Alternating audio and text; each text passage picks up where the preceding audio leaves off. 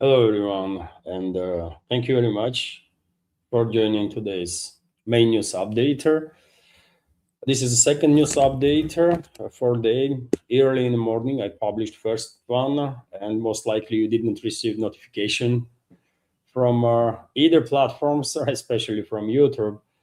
But just in case, let me share this once again that every morning. For quite some time now, I'm publishing first news updater on YouTube and Rumble, and around 10, 11 a.m. in the morning here in Moscow, by Moscow time, and at 3 p.m. Moscow time, I have these live streams, right? Yesterday, I tried evening live stream on Rumble only, and well, unfortunately, it didn't really attract the attention of the community.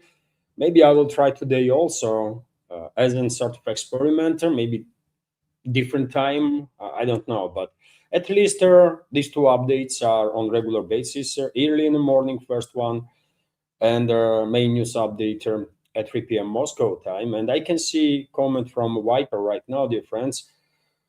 Thank you, Viper, for feedback. Viper is commenting. Good afternoon, Levan. I used to receive updates from YouTube. Your regards your stream. Now I don't receive them anymore, so I end up missing quite a bit. And well, I'm afraid, Viper, this is the case in 99% of members of our community. YouTube is just shadow banning my channel big time. And so there is only a few ways how we can deal with this situation, I guess, or maybe you can unsubscribe and subscribe again on the channel, and if you click that bell, maybe that will increase chances that you might at least see in the recommendations my videos whenever you open a YouTube. So dear friends, if you can, let's try these little experiments. Unsubscribe, then subscribe again, click that bell bottom there, and mark all updates, right? So that that will increase probably chances that you want to, you will receive some notification. And also there is a one way you can, I know it works, right? Because I'm subscribed to other channels also, of course, including those that are shadow banned, as mine is, and on regular basis I am searching those channels. So once I search today and tomorrow, right, then next several days at least, I'm seeing those channels, updates from those channels in a recommendation whenever I open YouTube. And if I did not notice them, all I do is just search again, right, and it will continue to pop up. That's the algorithm, by the way, on these platforms, especially on YouTube, extremely aggressive. And I mean, only this little things we can do really to stay in touch. So try. I mean, maybe it will work. Search my channel once a week at least in YouTube search, and also unsubscribe and subscribe again, and click that bell there, all notifications option, and that might help. Not sure about it, but might help. So thank you very much, Viper, for sharing. Unfortunately, I have no power to influence YouTube's algorithm, but that's the 99% of our community is facing the very same situation. They are just not receiving notifications. I'm asking my family members that are also subscribed, understandably so, to my channel. I'm asking them if they are receiving notifications. They don't. For a very long time, by the way. 2 years ago, 3 years ago, they were quite often receiving notification. Now, no, not at all. That's the reality. That's just reality of field that I'm working in. And also, let me thank Viper. I don't know if Viper on YouTube and Viper on Rumble are same Vipers, same persons, but I think are different persons. And Viper on Rumble, thank you very much for your premium subscription gift card. a minute ago on Rumble. Thank you for your support. Every such premium subscription gift card is, of course, $5 donation to this project. And dear friends, you can initiate conversation, of course, about any topic you like. You can, especially if you want to support my work, dear friends, you can use a super chat feature on Rumble, sending question or the commentary, or you can send your question or comment through Boosty or PayPal platforms, and that will be, of course, also big supporter. You can donate dollar or two, whatever you can, and the message will arrive. That's been said, dear friends. Sorry for this long intro, but I noticed Viper's comment on YouTube, and I had to react.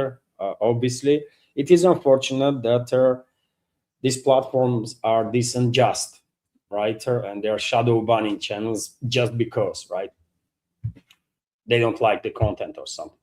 Anyways, let's go for the news. Let's go for a news segment now.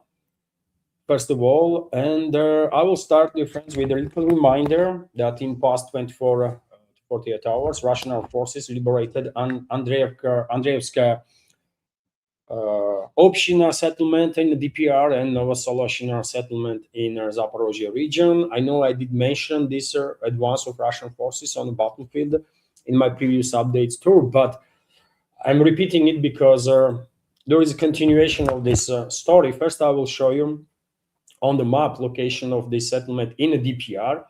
So this is Andreevska Общina settlement, this one here that you see right now on your screen.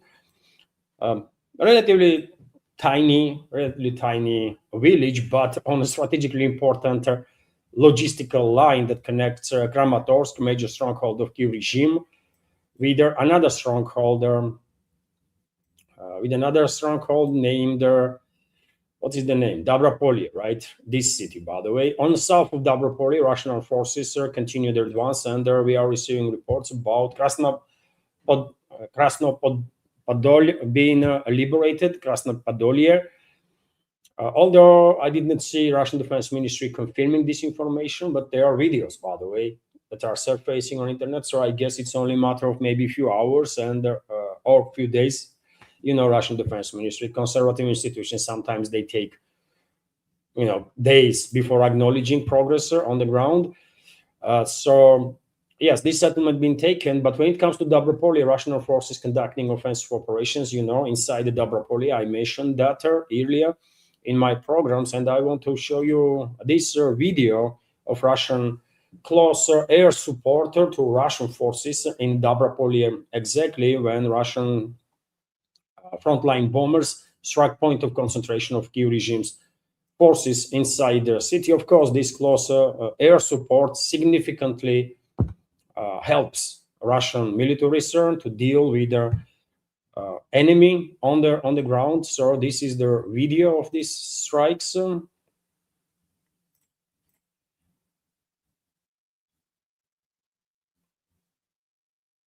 It's 5 glide bombs that are arriving on a point of concentration of Kiev regime's forces. After this strike, I think Russian troops might move in, and they would not receive much of a resistance, because whoever will survive the strikes themselves, of course, will be disoriented significantly, and they most likely will have a concussion.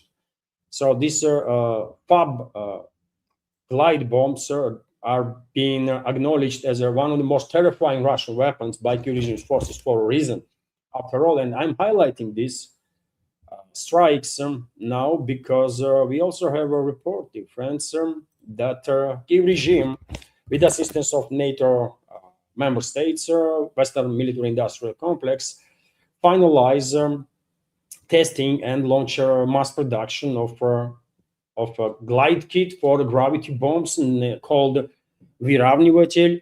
You can see on your screen how this system looks like. And Colonel of Kiev regime, Vladislav Voloshin, head of the Central Directorate for the Innovation Activities of the Kiev regime's armed forces, announced that this glide kit for the Viravnivatelь aerial bombs has been completed in terms of testing, and already purchases being made for by Kiev regime's Air Force, Kiev regime's militaries. But question is, And of course, we should not underestimate how big of an impact glide bombs, Russian glide bombs, for example, are making on a battlefield. But in order to deploy these glide bombs, you need to have a air force, right? Russia does have a large fleet of fighter bombers that can deliver these glide bombs. But when it comes to Kyiv regime, situation is a bit different, right? And there may be Western propaganda will launch another wave of this Wunderwaffe propaganda that, well, now Kyiv regime will retaliate with these glide bombs and this and that. Well, in reality, I have some doubts that they'll be able to deploy in large numbers these glide bombs because, well, they need the air force, right, to deploy these glide bombs, and they don't have it. Most of the aircraft in Kyiv regime's air force already being destroyed by Russian armed forces, and whatever they have left there, every time they take off, they are under tremendous risk that Russian fighter pilots gonna track and intercept them, all Russian air defense forces, and there, well, past 12 to 24 hours were not any different. We have report from Russian Defense Ministry that yet another MiG-29 of Kyiv regime's air force was intercepted and destroyed. There are no confirmation of this report from Kyiv regime side yet, but probably either today or tomorrow they will acknowledge that yet another MiG-29 crashed. They always use that terminology, isn't it? That plane just crashed. MiG-29, F-16, Su-24, whatever. They're always crashing. They never acknowledge that Russian fighter pilots intercepted those planes of Kyiv regime / NATO or Russian air defense systems. In this particular case, Russian Defense Ministry is quite clear that it was an air-to-air combat and Russian fighter pilot neutralized this enemy fighter jet that quite often were used by Kyiv regime to deploy gravity bombs actually towards the front line. Maybe this MiG-29 was engaged exactly in that kind of operation. Maybe they were trying to get close to line of contact and deploy some gravity bombs. Or maybe this MiG-29, as many others, were participating in an air defense operation when they are targeting drones or attempting to intercept missiles.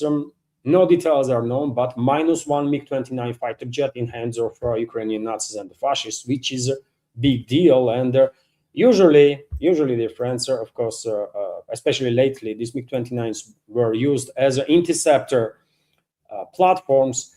Remember, just a few days ago, I showed you a video, and if I may, I will show you that video again when Kyiv regime's MiG-29s, who knows, maybe exactly one that was intercepted in past 12 hours by Russian forces. But Kyiv regime's MiG-29 a few days ago was targeting Russian drones and intercepted actually right over their settlement. And the drone failed literally like 10, 15 meters away, 20 meters away from home of some people, some family. Remember the video? I can show you it right now. Just give me a sec, difference. That's the video. This was happening in Odessa region, literally like 2 or 3 days ago, something like that. So that's the video. You can see MiG-29 is following Russian drone. Iran drone looks like intercepted the drone right over their village, and look, impact site. Drone failed basically, literally, like I don't know, 20 meters away, 15 meters away from this house of some family. Most likely there was significant damage. I mean, windows were shattered, maybe people were injured or even killed, right? Because they're in villages, people have gardens and they are working in the gardens quite often, especially in summertime, or just chilling, by the way, in the gardens, right?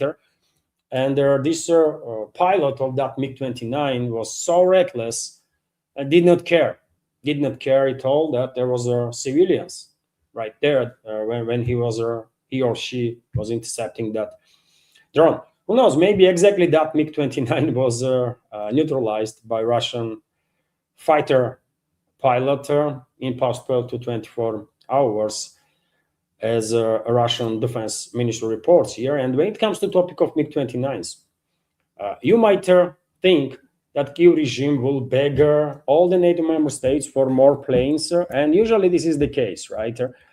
Kyiv regime begs for planes, France, US, Sweden, but when it comes to Poland and story with the Polish MiG-29s that Warsaw sometimes wants to transfer and other times don't, well, there is another wave of escalation, looks like, right, between Kiev and Warsaw.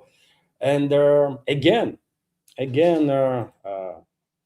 Kiev is stating that they don't really need their Polish MiG-29s because they are just too older and they're unfit for combat, right?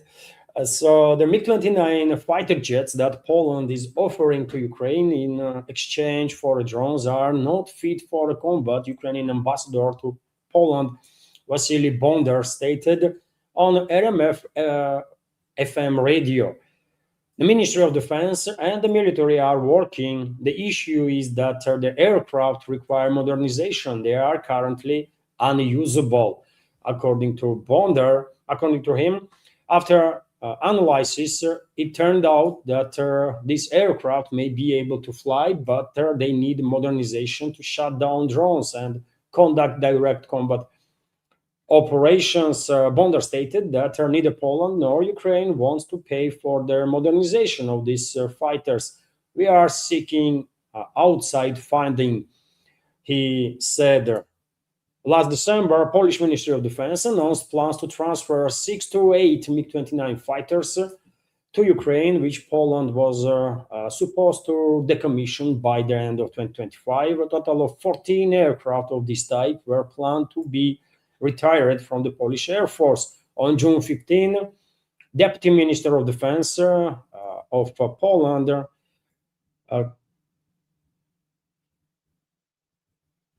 Cezary Tomzik, stated that Poland would not transfer MiG-29 fighters to Ukraine until Kiev granted Warsaw access to UAV drone technology. Kiev expressed interest in their modernized fighters, which Warsaw refused to upgrade at its own expense. And this row between the sides continue. I don't really get this whole story. What the hell is going on between these two? Poland 1 week escalates with Kiev, another week de-escalates, then escalates again, due to glorification of Nazis. You know, dear friends, that was the grounds on which Polish ruling class was escalating for past several months with their Kiev regime, right? And on this very topic, glorification of Nazis, dear friends, well, I think Warsaw will be happy to hear that yet another Ukrainian Nazi mass murderer, Yevgeny Konovalets, who collaborated with Nazi Germany during the Second World War and was admiring Hitler, by the way, was reburied with the military honors in Kiev. Zelensky personally threw the first handful of earth into grave of that Nazi.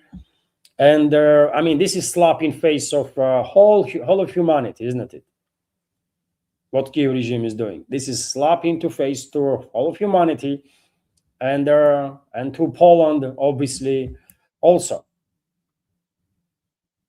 And I wonder what is going to be reaction. What is going to be reaction of Polish ruling class? Because after all, these Ukrainian Nazis that were collaborating with the Nazi Germany during the Second World War were killing not just Russian civilians, not just Jewish civilians, not just other civilians, but also Polish civilians. More than 100,000 Poles being killed by these Nazis, that being celebrated in the modern Ukraine.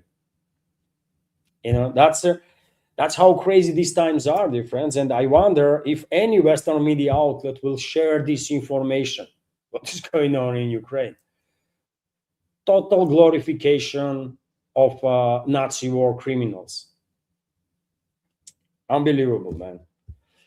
Truly unbelievable. But yeah, it is what it is. Let's see. Let's see. Maybe tomorrow Warsaw will say that they changed their mind again and they're no longer considering transferring MiG-29s to Kiev regime. I mean, this saga has to end, man. It's embarrassing. Anyways, of course, Russian armed forces, dear friends, were conducting long-range precision strikes throughout the past 24 hours on military and logistical infrastructure of the Kiev regime, energy infrastructure related to military capabilities of Kiev regime, and also Russian militaries were further enhancing uh, maritime blockade, of course, on this Western-backed Nazi regime in Kiev, and RIA Novosti and many other media outlets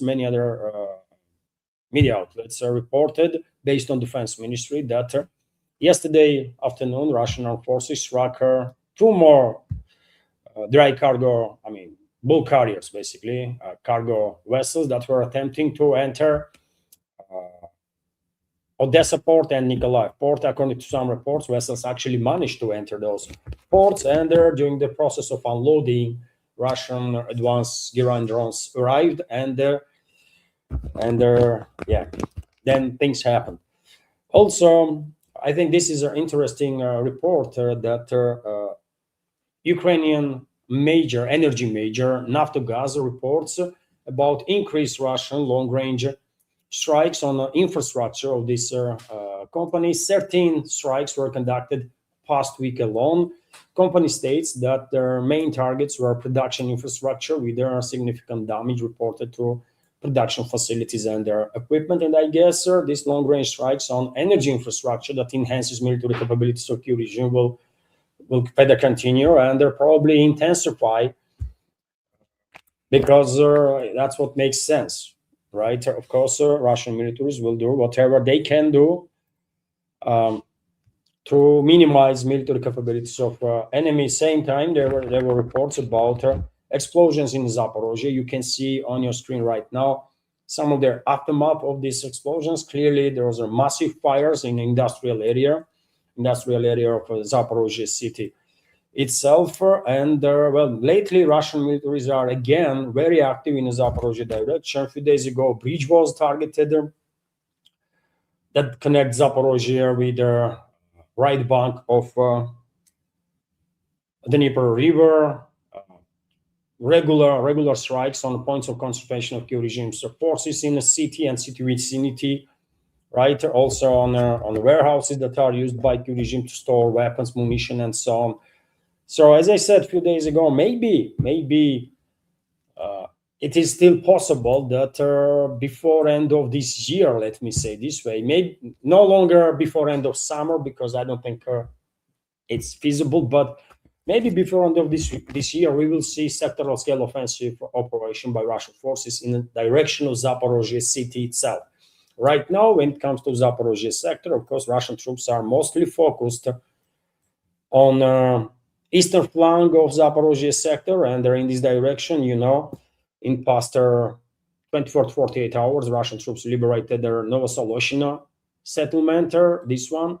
And also Russian troops are focused on the central part of Zaporozhye sector in Orekhov direction, and Russian troops are increasing zone of control inside the city itself. But before end of this year, it might happen that Russian troops will go for a sectoral scale offensive in Zaporozhye city direction itself, which is administrative center for Zaporozhye region of the Russian Federation, of course. That's being said, let's continue with some other news. Early in the morning, dear friends, there was a Russian long-range strikes also in the Kiev direction, and in the Brovary area, Yeva retail chain's distribution center was targeted and destroyed, basically. Yet another formerly commercial enterprises that was militarized by Kyiv regime, and therefore eventually decision was made to take this infrastructure out, and the Russian strike drones arrived in the place, and there is no more this logistical center in hands of Kiev regime. Also, there was a long-range precision strike conducted by Russian forces in a Pechenegi settlement in the Kharkov region. Strike targeted military personnel of Kiev regime while they were gathering in a local cafe. A strike was quite precise, and I guess Kiev regime suffered a lot of losses. But as it always happens, the friends, Ukrainian propaganda, and I guess Western propaganda will do the same. They start pushing the narrative that it was the civilians in the cafe that was struck, while images from the area that you can see on your screen clearly indicates military vehicles with the military number plates, with the radio electronic warfare systems on top, right? And with their anti-drone additional protection. So since when civilians are moving with their military plate numbers on their cars, radio electronic warfare systems on their vehicles, and their anti-drone protections, right?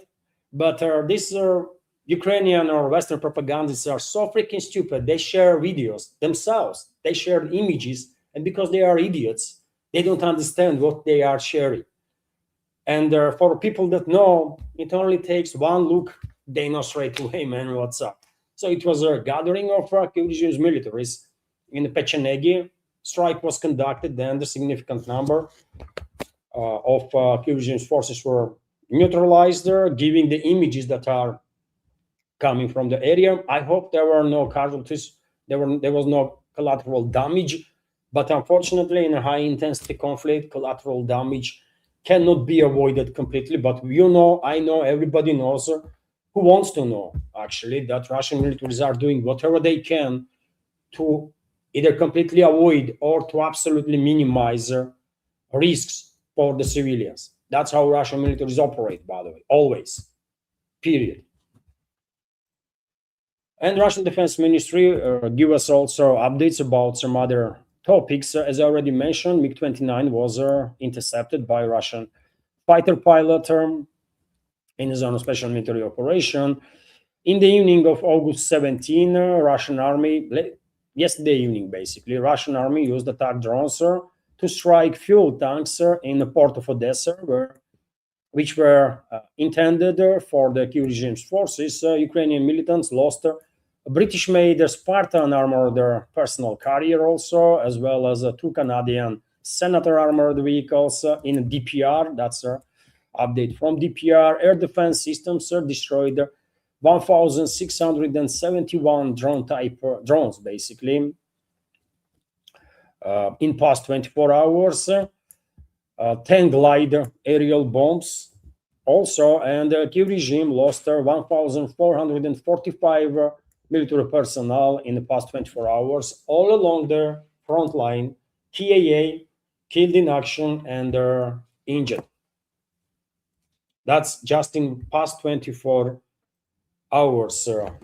Unfortunately, due to active involvement of dozens of NATO member states in this war against Russian people, and due to mass production of long-range strike means in those NATO countries, of course, they are still able and will continue to be able to launch massive attacks on the Russian Federation unless the deterrent will be restored with the collective West. So therefore, past night, NATO countries and their Ukrainian proxies launched one of the biggest long-range attacks on Russia.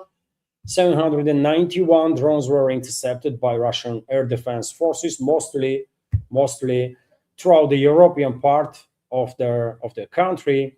And one of the main directions of these attacks was Moscow itself, capital of Russian Federation. TASS news agency on this matter reported statements from Mayor of Moscow, Sergei Sobyanin. So attempted attack on Moscow by enemy drones was the largest in the past 2 years.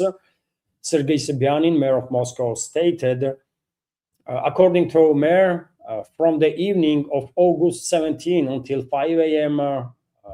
This morning, Moscow time, on August 18, 620 drones were flying towards Moscow and their surrounding region, 180 of which were destroyed in the capital region.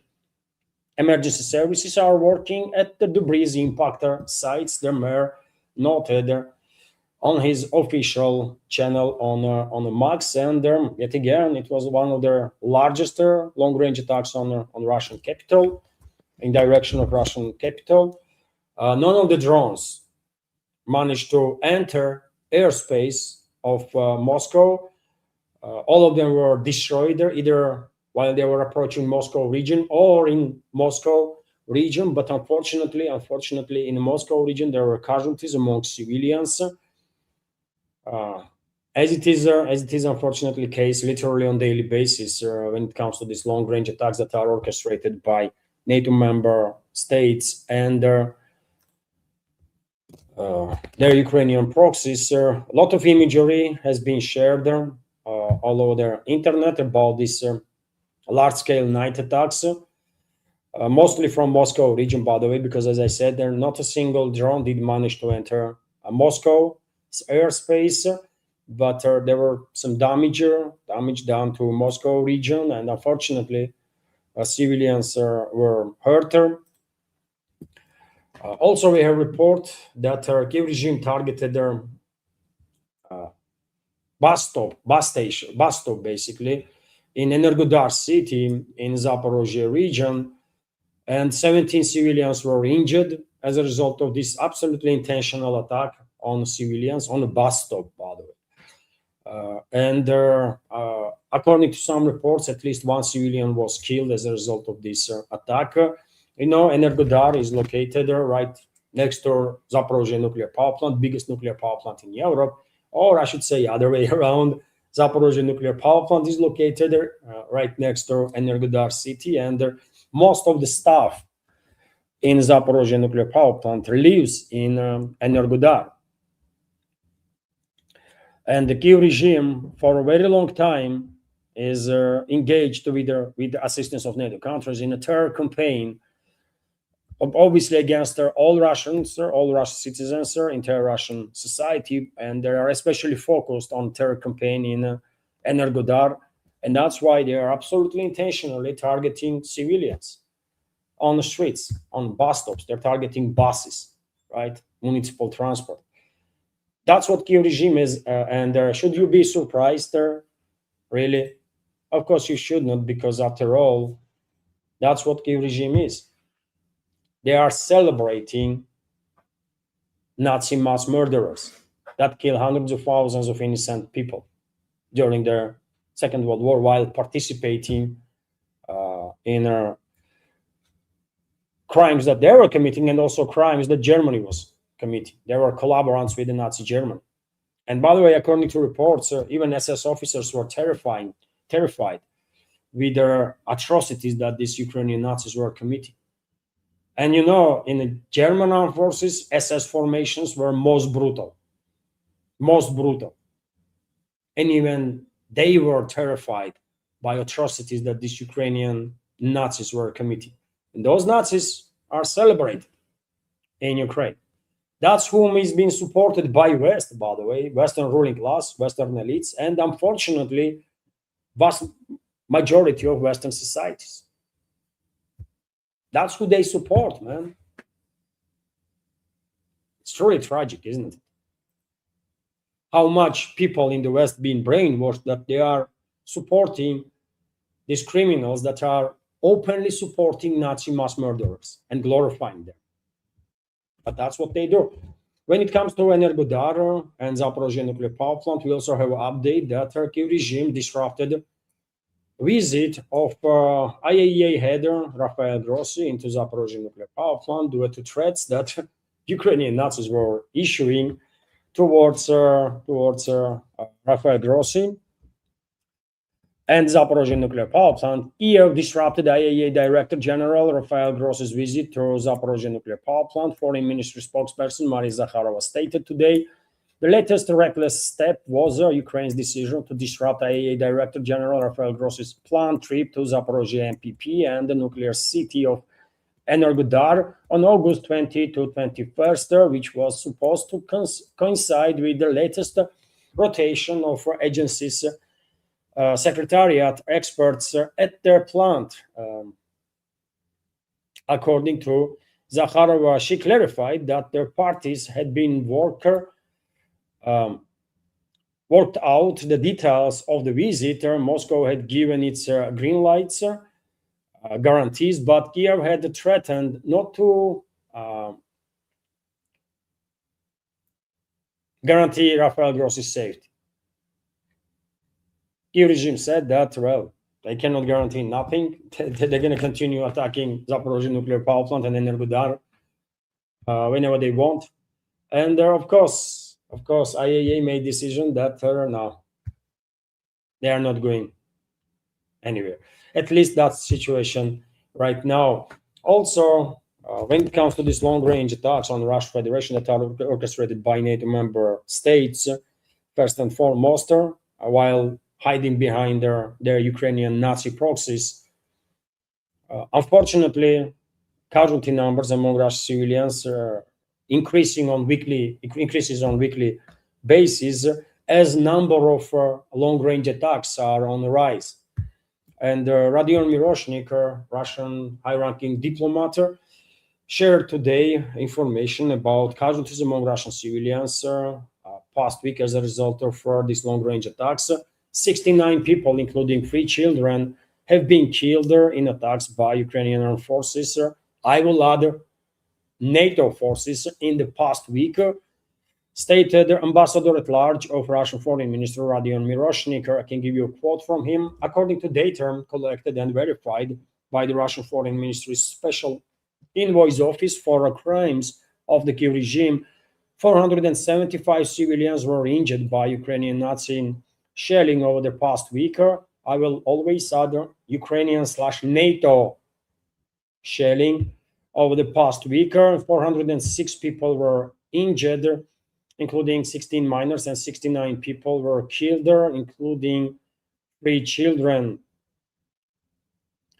Miroshnik said in his weekly report, which was released to RIA Novosti, in total, Ukrainian armed forces fired at least 7,264 munitions at the civilian targets on Russian territory over the past 7 days. Mostly, it's long-range drone attacks, although artillery, long-range artillery, tube artillery, or MLRS systems, and everything else is being used that to kill Russian civilians.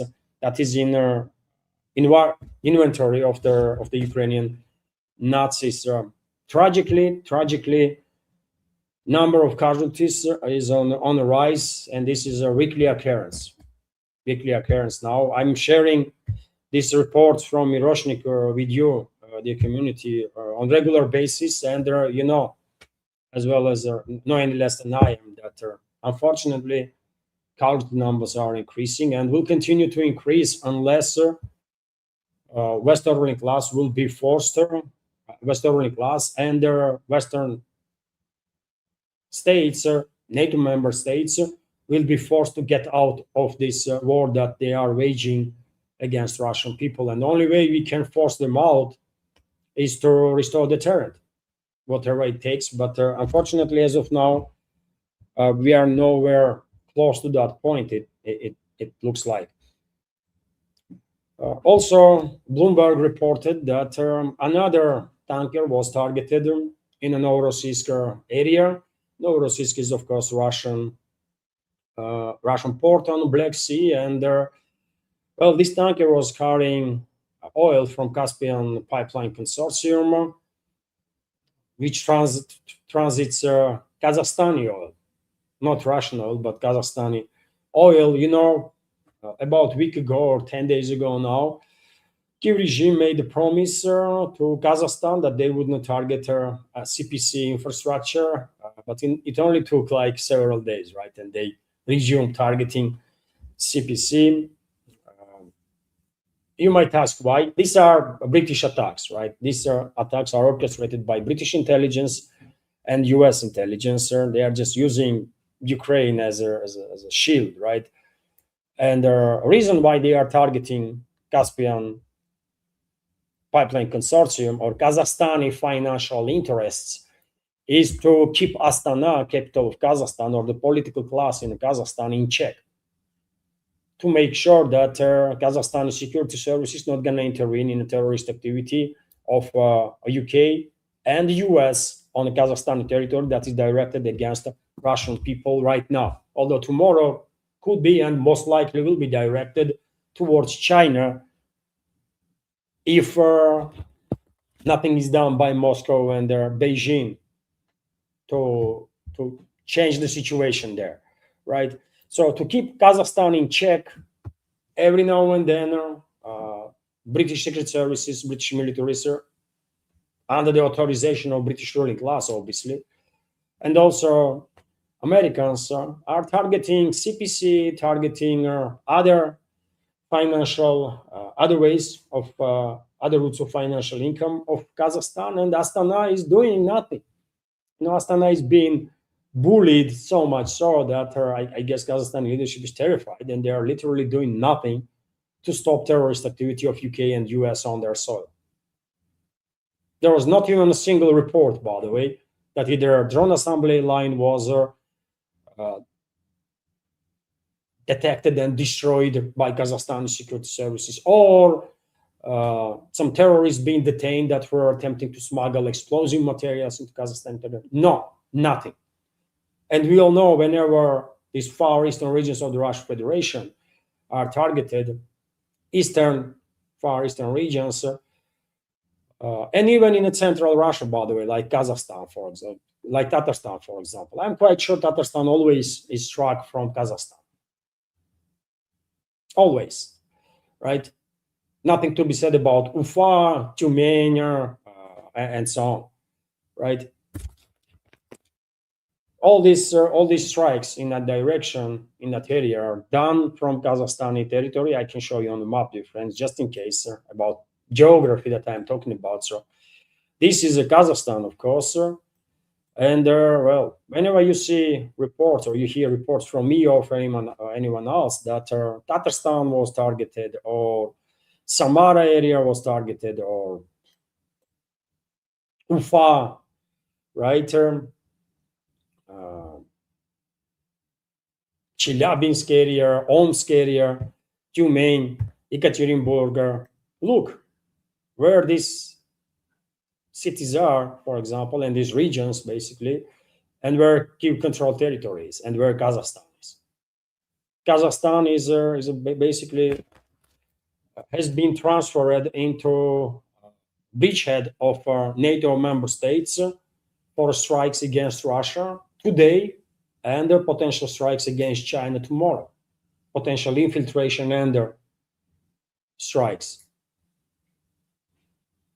Clearly, something has to be done, but for now, looks like this every now and then strikes on CPC and other sources of income for Kazakhstan by British Secret Service and US Secret Services is enough to keep Astana in check.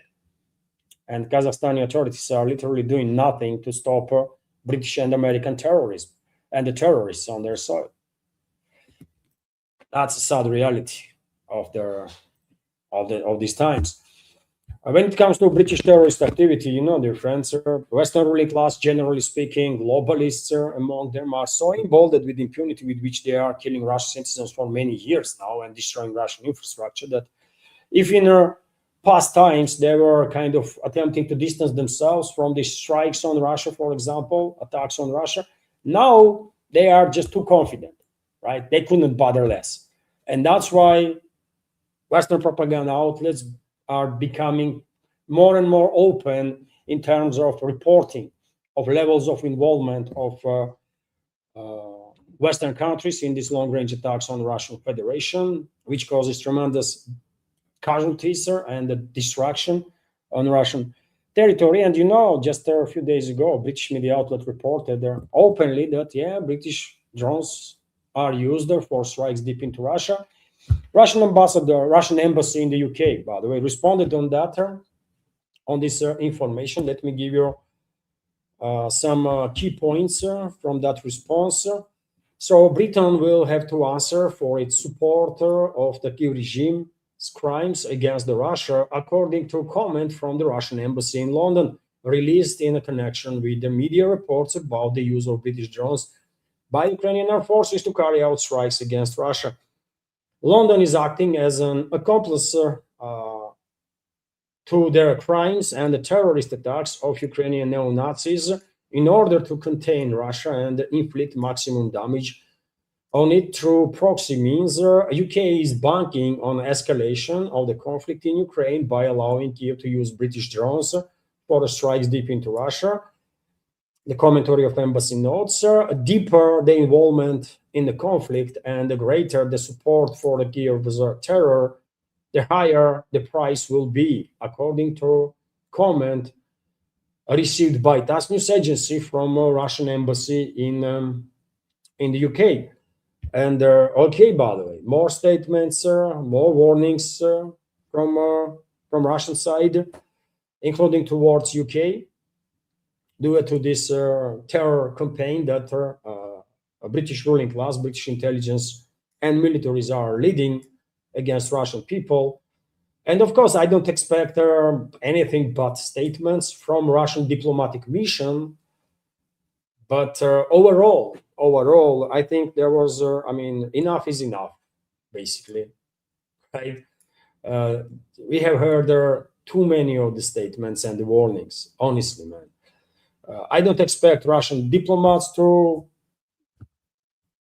diplomats anything else but some political statements. But overall, yet again, in general terms, man, we have heard too many of these freaking warnings in the past years, and if we, hopefully, someone will recommend Russian government to no longer make any strong suggestions, any strong statements, any strong warnings, or anything like that, anything of that kind.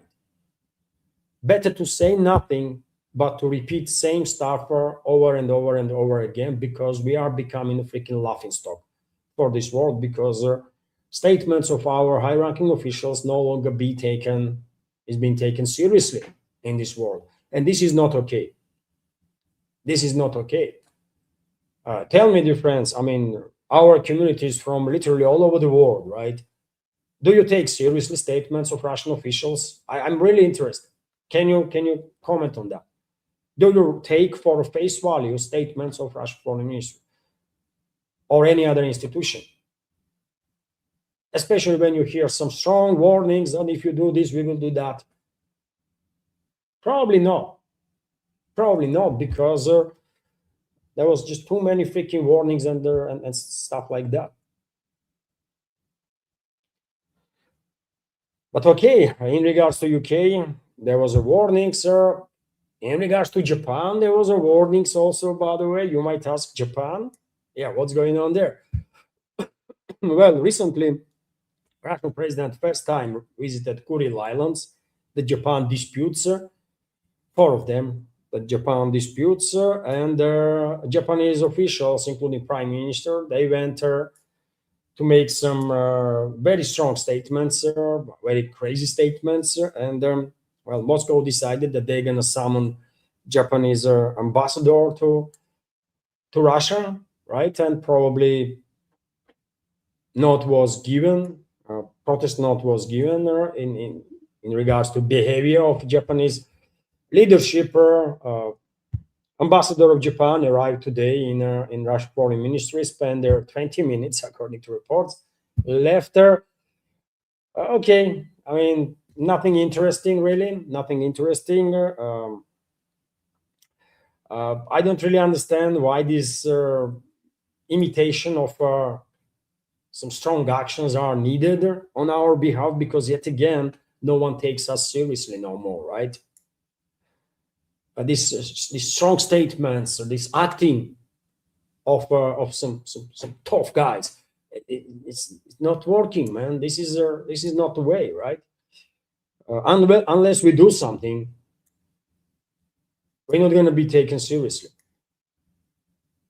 And whole world, or whoever pay attention probably is watching and saying, yeah, Japanese ambassador arrived there, pretend to listen, stay there 20 minutes, took some paper with some protest notes,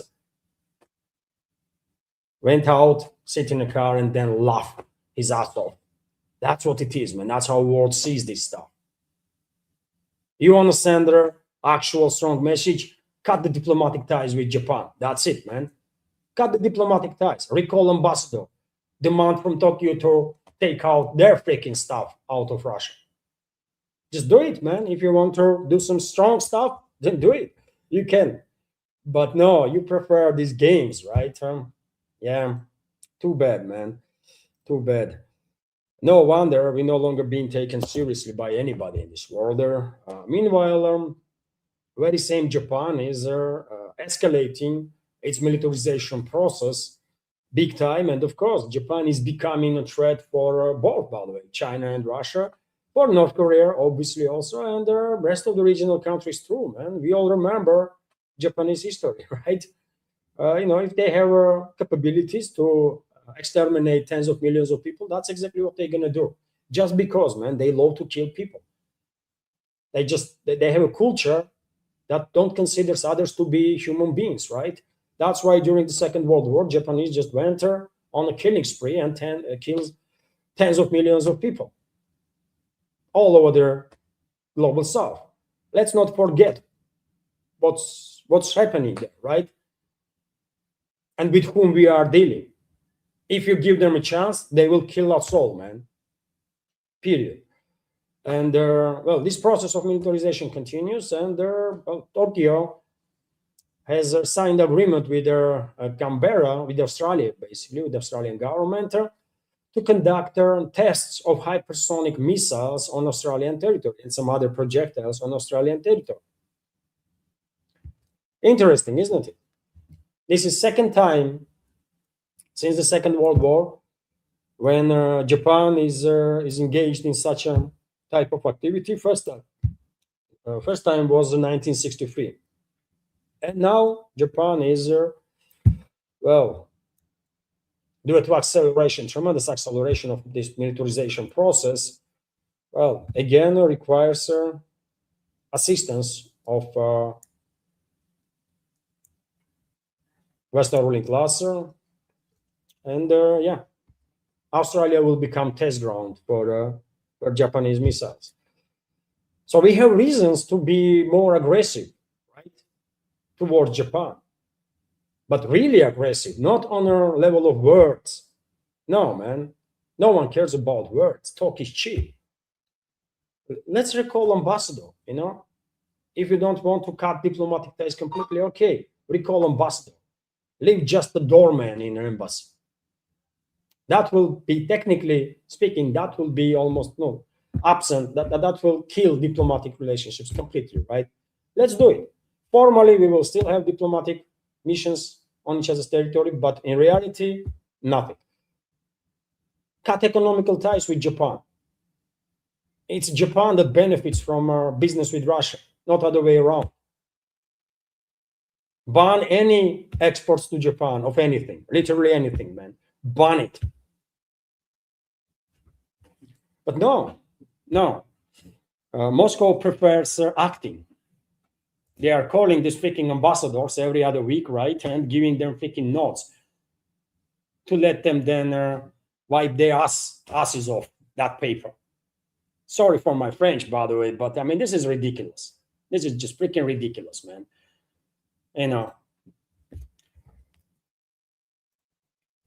RIA Novosti, meanwhile, reports that, there is another country that Moscow don't even act, right? And that another one is US, of course. Even though US is leading entity when it comes to this war that Western ruling class is waging against Russian people, Moscow has a very specific attitude towards American ruling class, right? Especially Russian president and his inner circle, his aides, right? They love Americans, man, American elites. I mean, not ordinary Americans. They don't give a damn about ordinary Americans. American elites, by the way, Epstein class.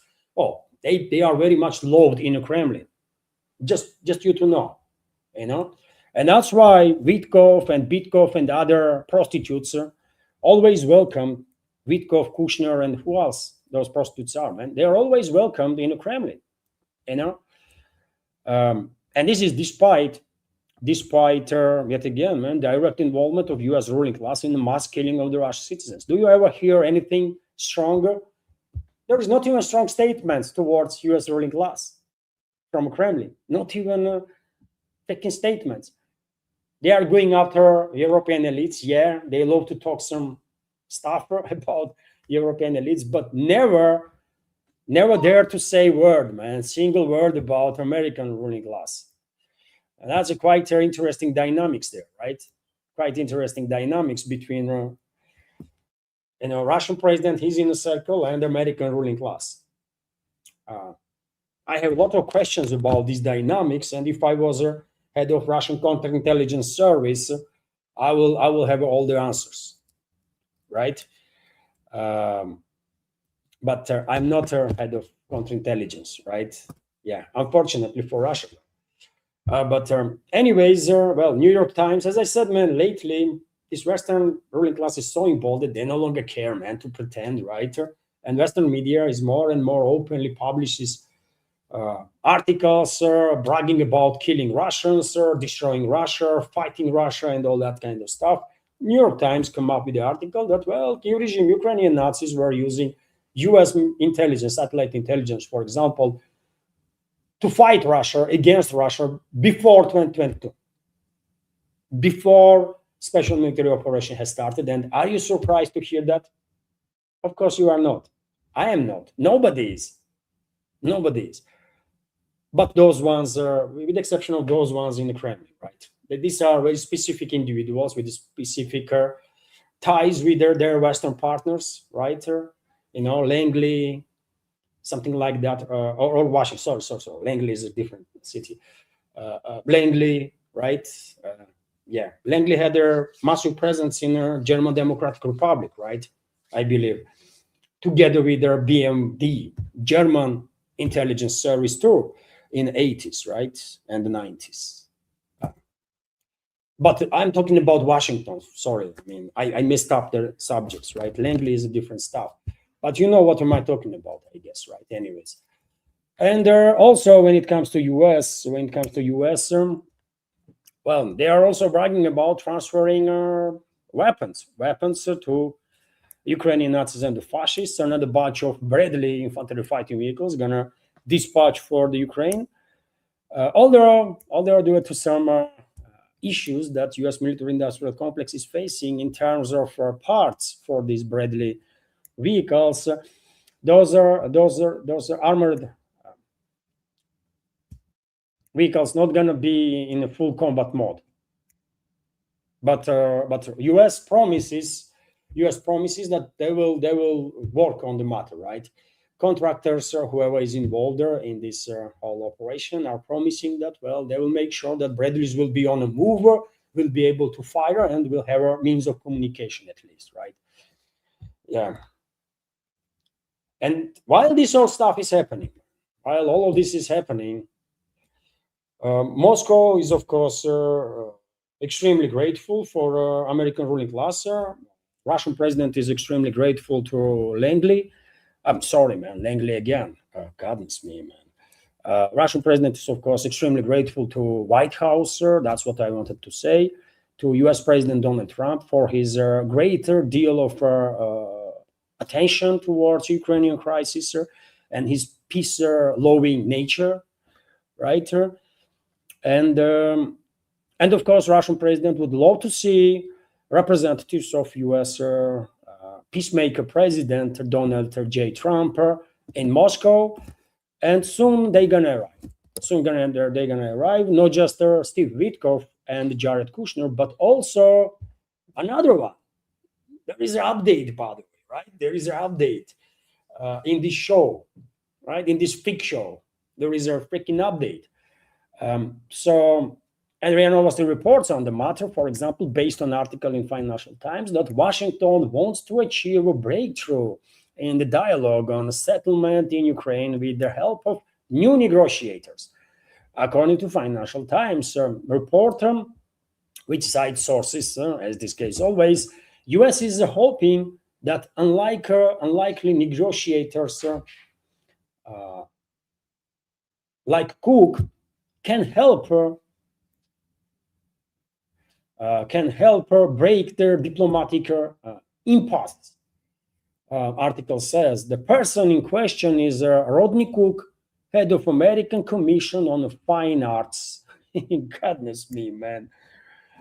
Goodness me, man. American ruling class is trolling us, right? They are just laughing at us, man. So now they're gonna have another. They're gonna have freaking another freaking representative, Rodney Cook, who is American head of American Commission on Fine Arts. He probably will join this Kushner, Bushner, and the rest of the garbage, right? Witkoff and some other scumbags. And well, I guess they will have a nice dinner with the Putin. They will talk about Langley. Sorry, man. What am I talking about? I mean, this freaking Langley, man. Maybe I did watch some movie or something, one of these days. Anyways, and so yeah, I mean, they will have a nice dinner probably next week or maybe even this week. Or I don't know. Kushner is in the Middle East, right? Counting money that he dreams to make when they will force all the Palestinians out of Gaza Strip, right? And when they will build their resort there for rich and powerful or whatever they have in their freaking minds.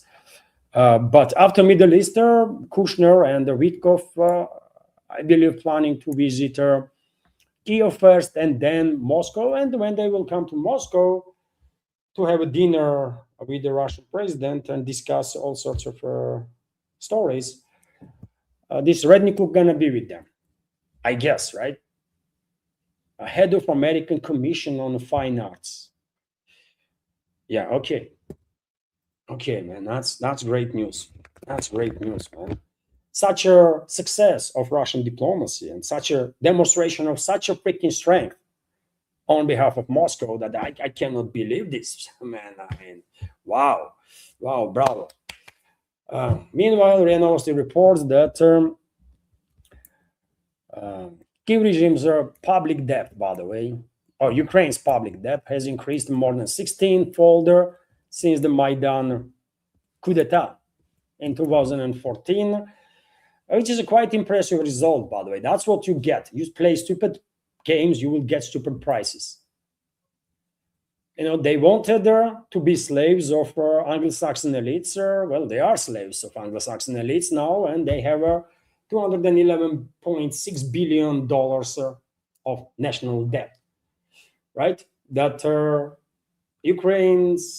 citizens of Ukraine, if Ukraine will survive, of course, will have to pay for next God knows how many generations. And if they don't, then, entities like BlackRock and the rest of their, elements gonna came in and take everything. That's how it is. Such a great success, isn't it? Such a great success, man. I mean, you cooperate, you agree to be slave of the West, especially Anglo-Saxon elites.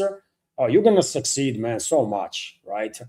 Your debt might increase like 16 folds, but and so what? You have democracy. Congratulations, right? You have democracy. You can glorify Nazi mass murderers, right? Because that's a freedom of speech and expression. So go ahead and do this. Democracy, bravo. West is winning. Goodness me. But yeah, West is not winning. West is not winning, but prepares to win in reality, right? They have all sorts of plans. And, in my previous updates, I mentioned that NATO has drawn a victory plan in a war against Russia. And today I saw a little more details in that plan. Let me share with you, dear friends, how Western ruling class, how NATO generals, those geniuses of modern times, plan to defeat Russia, right? When it comes to confrontation. So let's go for details here. NATO has developed three main strategies in the event of a Russian attack in the Baltic states, according to Bild. Okay, it's going to be Russia that will attack, right? For no reason whatsoever. It's not like Russia is being pushed to retaliate or something. No. No matter how many acts of war West committed, if Russia dares to retaliate, oh, that will be unprovoked aggression. Obviously, right? How else? But anyways, man. Anyways, this game of wording is not interesting. Publication claims that journalists was unofficially shown visualization of the alliance's plans during a visit to the U.S. Army command in Europe and Africa.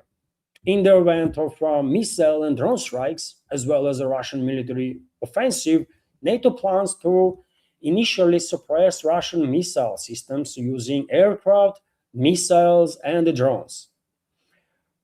One potential target could be Kaliningrad region, where air defense systems and missile complexes are located.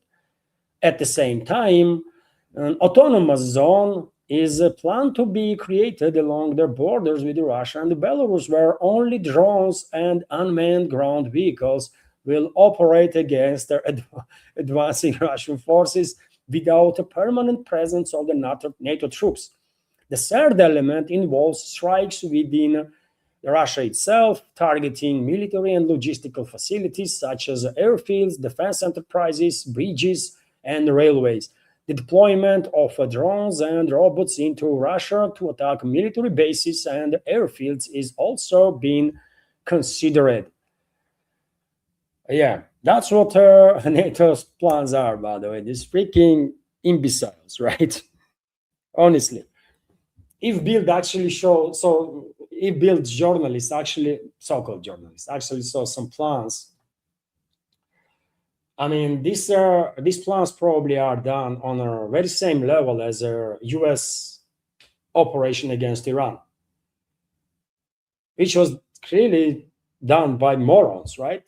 In illiterate, brain dead freaking morons, correct?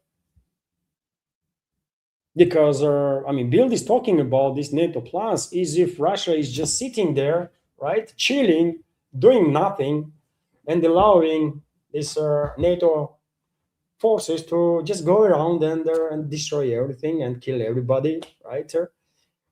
As if there is no tomorrow and stuff like that. You know what? Russia is led by people who might not even actually do anything, right? If NATO launches nuclear strikes on Russia, but those people not going to stay in power forever, right?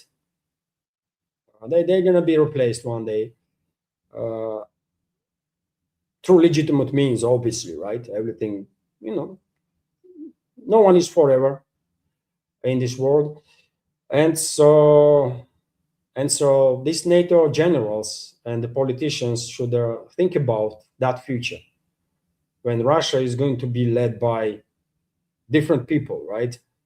Because yeah, I mean, there are different individuals on this planet. Me and you, we all are different, right? You might have a kind harder and not memorize all the negativity and not seek revenge, but there are people like me that never forgives, never forgets. And if one day someone like me is a president of Russia, then you can imagine what that someone gonna do to Europe or to America.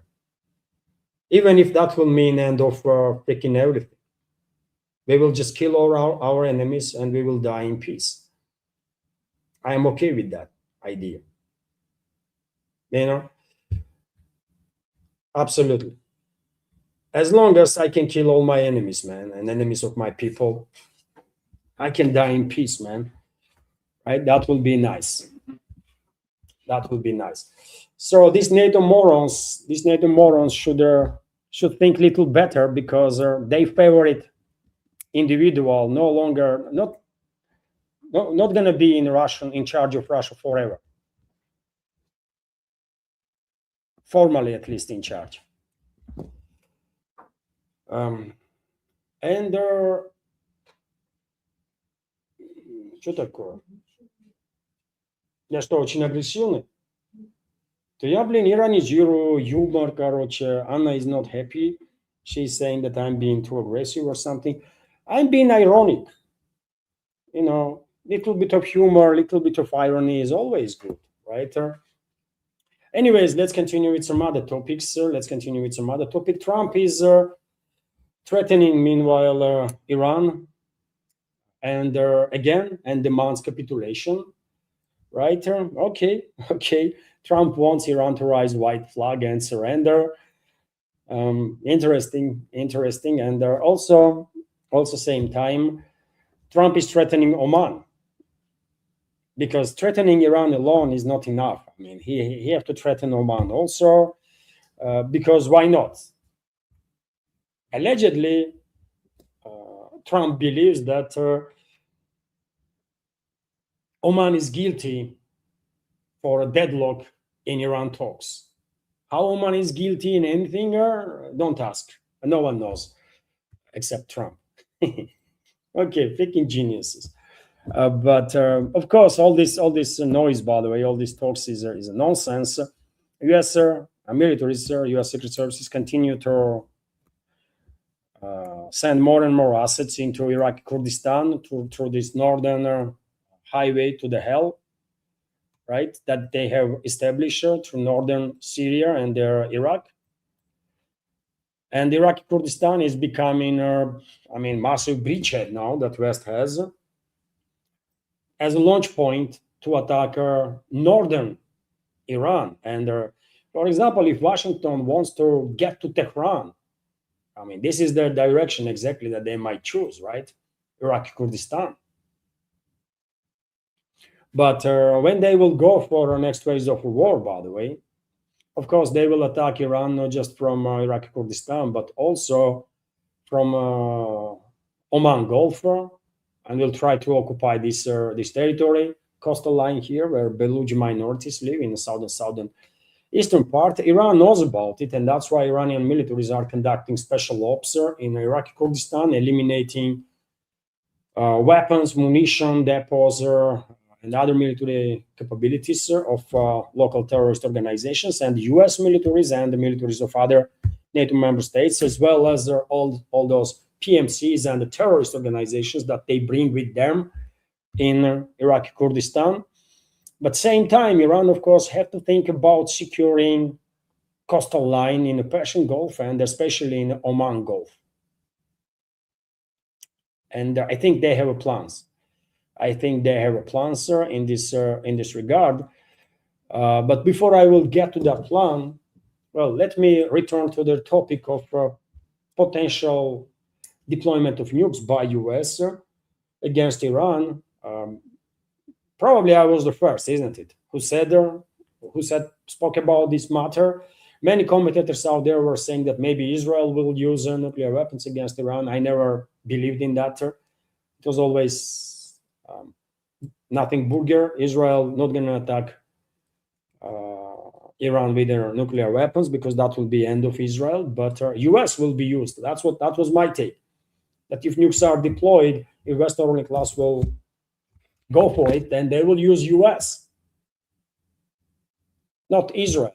They will use US because no one going to retaliate on US, right, with the nukes, I guess.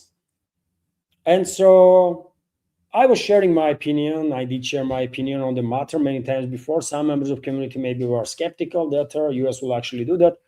But anyways, a few days ago, Margaret Taylor Greene stated that she knows for a fact that during the strategic discussions, US leadership, political military leadership, are considering nuclear strikes on Iran.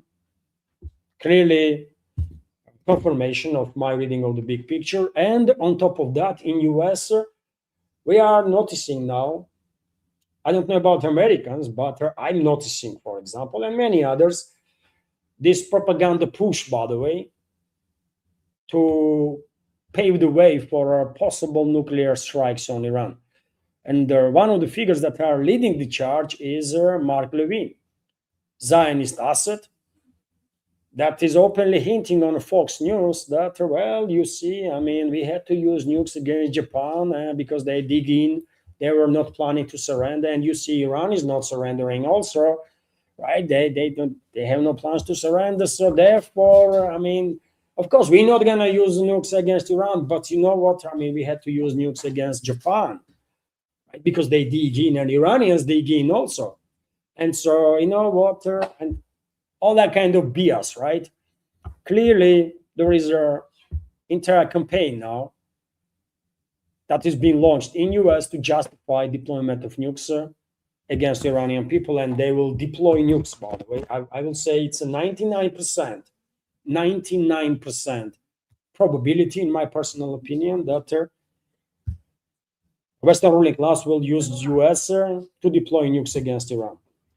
It would not guarantee success for the Western ruling class in their Middle Eastern chapter of their global strategy, but nevertheless, because they have no reverse gear, no brakes, they're going to go for it. Anyways, because they know perfectly well with conventional warfare, they have not even theoretical chances to achieve their goals in the Middle East, which is to engulf entire region, not just Iran, but entire region into violence on ethnic and sectarian lines. They want to destroy entire region, probably, right?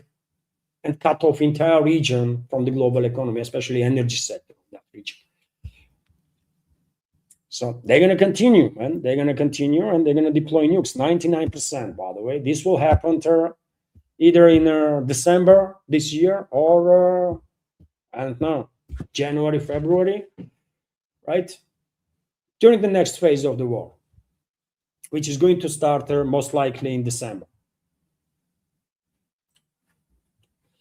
Iran knows this. I mean, Iran knows this, of course, and as I said, they are attempting to secure themselves. There is a lot of operations conducted by Iran's special forces in Iraqi Kurdistan to eliminate enemy combat capabilities as much as possible. And also, Iran has to secure its coastal line on the southeastern part of the country, in other Gulf area. And the only way they can do this to go for offensive, right? To go on offensive on U.S. Navy. And well, that's exactly what they might do, because already there are reports, by the way. There are reports. Reuters, for example, says that Iran will break the naval blockade by force if Washington does not fulfill their terms of the peace agreement in the coming weeks. Senior Iranian officials have stated that Tehran is shifting from a defensive to an offensive policy as it loses faith in the possibility of a diplomatic solution. Iran must be prepared for escalation of tensions in the Strait of Hormuz and the wider region, as Iran will be ready to make decisions and take action on complex issues. And basically, I interpret this information as preparations on behalf of Iran to go on offensive against U.S. Navy in not just in the Gulf of Oman, by the way, but in Arabian Sea. They will force U.S. Navy out of Arabian Sea for as much as possible. That's what they're going to do. And their ways they're going to achieve this is a long-range aerial strikes, long-range drone strikes, massive drone strikes on U.S. naval assets and their naval drones, underwater naval drones. I think for quite a few months now, mass production is happening of those naval drones. I think maybe already Iran is in a position to launch offensive on U.S. Navy, or maybe in a month or two, they will be in a position. Right? They have to move maritime assets of U.S. away from Oman Gulf to secure their coastline, right? And it's doable, man. It's doable, right? These maritime drones are extremely hard to intercept. Very hard to intercept. And they are operating, and you can navigate with these maritime drones through satellite internet. And well, I know at least few countries that can provide such capabilities. Iran. with such capabilities, right? Real-time satellite intelligence and satellite communication with the drone to hunt down US naval assets in Gulf of Aden and in Arabian Sea. Eventually, Iran might push US assets towards Diego Garcia. That's what might happen, by the way. I think that's what might happen, and I certainly would not be surprised if this is the case. Meanwhile, Speaker of the Parliament of Iran, Ghalibaf, stated the Strait of Hormuz will not be open until US lifts its maritime blockade, releases Iran's frozen assets, ends oil sanctions, and holds military operations. And by the way, of course, formally, this maritime blockade might be the topic on which Iran will build its offensive posture. But in reality, I mean, they have to go on offensive, right? They have to go after US naval assets in the Gulf of Oman, in the Arabian Sea, in order to secure their southern eastern coast. They just have to do this under whatever pretext. They are in a war, right? They don't even need to explain anything to anybody. They are in a war. So they have to do what they have to do, period. And they will. And they will, right? Quite sure about it. But meanwhile, Trump continues to act as a mad clowns act, usually, right? Embarrasses all of US, by the way, this freaking idiot. And look, I mean, what he's posting on his True Social. New US territory, Strait of Hormuz.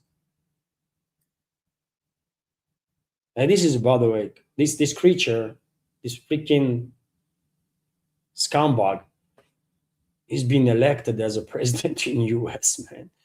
And so many millions of people have high hopes on this motherfucking animal, man. Sorry for my French, but it's just unbelievable, man. How it's possible that so many people fail to read this creature, man. So many people fail to understand how stupid this creature is, man, and how disgusting this creature is, that they went and voted for him in tens of millions. And now majority of those people that voted for Trump are upset, right, and depressed because they cannot believe their eyes, man, when they see this shit. It's unbelievable, man. This guy is like 80-year-old, right? How old is Trump? 80? And he's acting like that. New US territory, Andromeda Galaxy. What the hell, man? You're being called the US president. Act like one. At least act, for God's sake, right? Act as if you are a serious creature, if you have like at least 2 working brain cells or something like that. Don't be this freaking stupid, man, and their embarrassment for your people and your country. Блядь, scumbag, ебаный ублюдок. Really, I feel discomfort, by the way. I'm not even US citizen.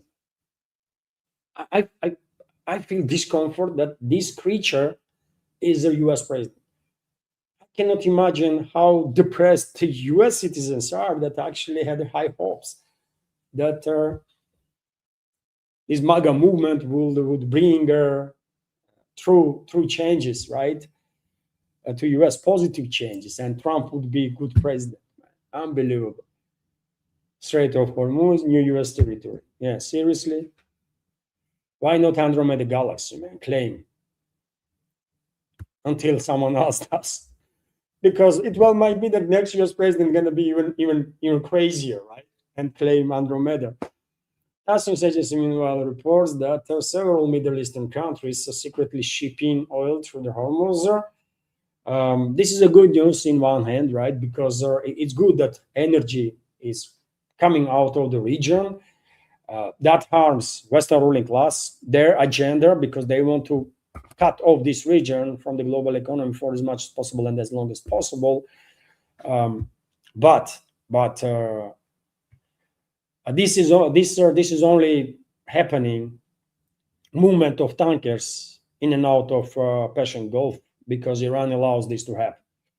And when Iran says no, and it's not being listened, some shit goes down. Like, for example, this report that in the Strait of Hormuz, Iranian RGC has seized the UAE oil tanker, according to Iranian news agency Fars. So this is official. Iranian media confirms this. Reason cited for the ship's seizure is that it did not follow the route established by Iran. Furthermore, according to Iranian regulations, tankers must pay for the relevant services and obtain permissions from Iran to pass through. That's right. It's right there, very direct. So yes, some tankers might move up and down, and it is good that this is happening. But that's because Iran allows this to happen. No one should be mistaken that America is in charge of anything or whatever. America is in charge of nothing, man. Right? I wonder how long humanity gonna treat Western ruling class as an actual force, man. Right? They are not force. They are not really actual serious force. We can take them out if we want to.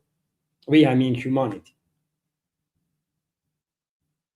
Why we are playing these stupid games, man, that Western ruling class imposes on us? I don't know. But king is naked, man. Western ruling class is naked. That's what it is, and their assets are naked too. Whoever and wherever those assets are, they are naked too. The analyst, meanwhile, reports that the prices on Brent crude oil rose above $91 per barrel. Okay, I mean, it's not that dramatic, really, given the intensity and length of the crisis in the Middle East. 91, yeah, okay. A world economy can live with that, actually, I guess. And more countries in the Middle East will cooperate with Iran, the better, because more oil going to be shipped out. Iran has no issue with that. Iran will okay that, right? And more prices will come down. And because one should keep in mind, by the way, some might say, well, oil producers love these higher prices. This is not the case, actually, because if prices go too high, eventually that will strike economy hard, right? And that strike on economy will cause a downfall of economies, recession in economies throughout the world, right? In many, many countries. And that global recession eventually will drop, influence demand on energy, right? Demand will drop, and therefore prices will drop. And these energy producer countries will lose actually much more that they will benefit with the higher prices.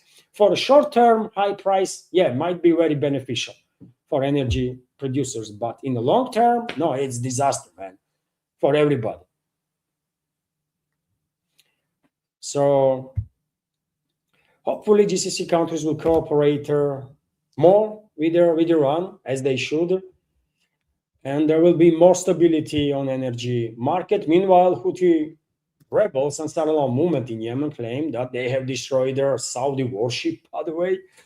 Ballistic missile striker struck their enemy naval group off the coast of Mocha, resulting in destruction of the lead vessel and the sinking of part of their escort. The Yemeni Ansarullah movement reported the destruction of Saudi Arabian leading vessel.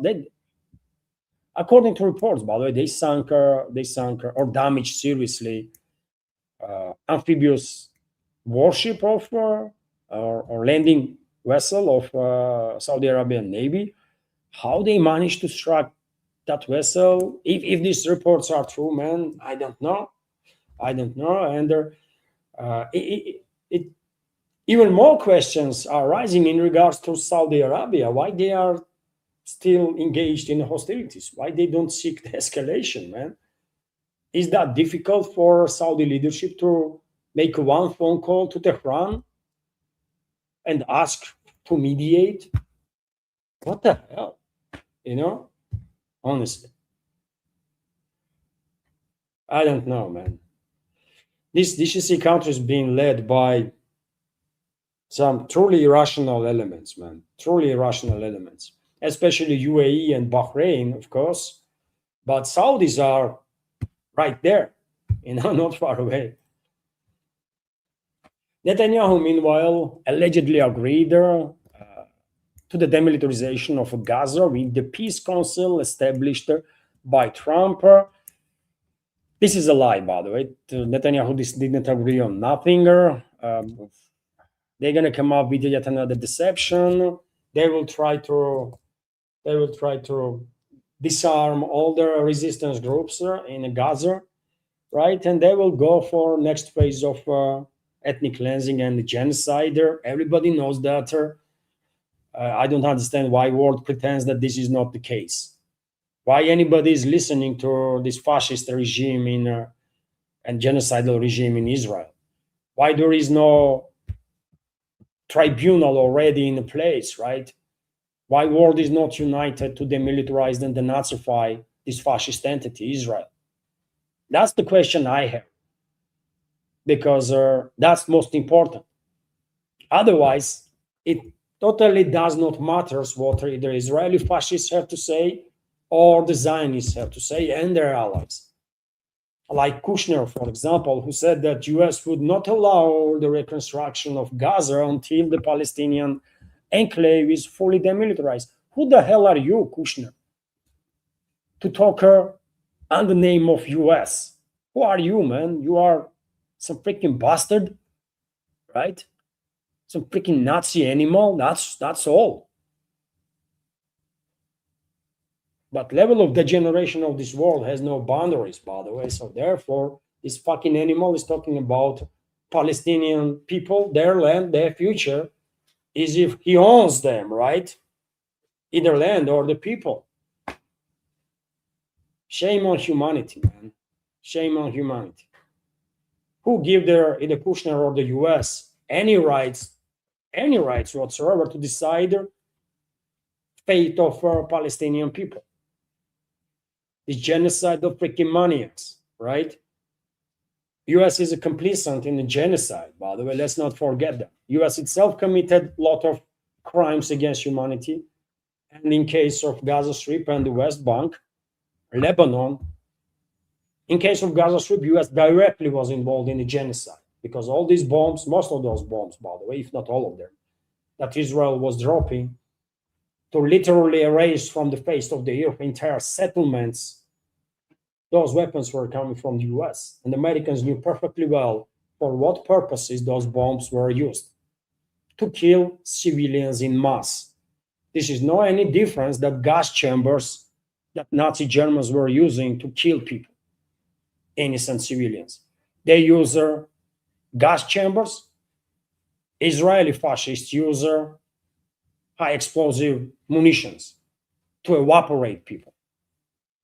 Genocide is genocide. That's it. And US participated in that.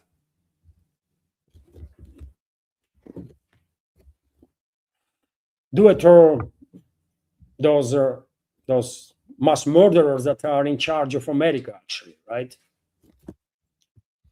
And well, those criminals that are in charge of America, of course, are never gonna have enough money. No matter how much money they're gonna steal from US taxpayers, they always want some more. And literally on every other week now, we are receiving reports about additional dozens of billions of dollars being allocated for military industrial complex to produce this and then to produce that and then something else, right? There's this constant flow of money, right, from US taxpayers into pockets of rich and powerful in US, that 0.1% or whatever they are. And well, this report is exactly about that. Raytheon announced The Pentagon has allocated their additional $22.9 billion to increase their production of the Tomahawk cruise missiles over the next 7 years. The ultimate goal is to achieve a production volume of 1,000 missiles per year. Okay. Now just imagine how much good could be done in America for Americans just with these $22 billion. But no, man, this money gonna go in the pockets of Raytheon owners. Okay, you know. Meanwhile, few more news, dear friends, and let's have a community chat. I can see there was a super chat, sir. There was a premium subscription gift card from Nautilus. Thank you very much, Nautilus. Sir. There are super chats from Wayward. Also, there was a premium subscription gift card from Viper. Thank you, Viper, again. Thank you, Wayward, for the super chats, sir, and the donations. And we will have a community chat just in a few minutes, but I think these several news deserve some attention. Supreme Court here in Russia rejected Yabloko's appeal against their exclusion from the State Duma elections. Yabloko is basically a public wing of their Western Fifth Column here in Russia. This is a political party. Yabloko means apple, by the way. Believe it or not, but this party called the freaking apple. This is one of the oldest party actually in modern Russia. And as I said, open wing of Western Fifth Column here in Russia. And recently, number of political parties, political figures went after this party, demanded this party to be removed from elections, and they succeeded.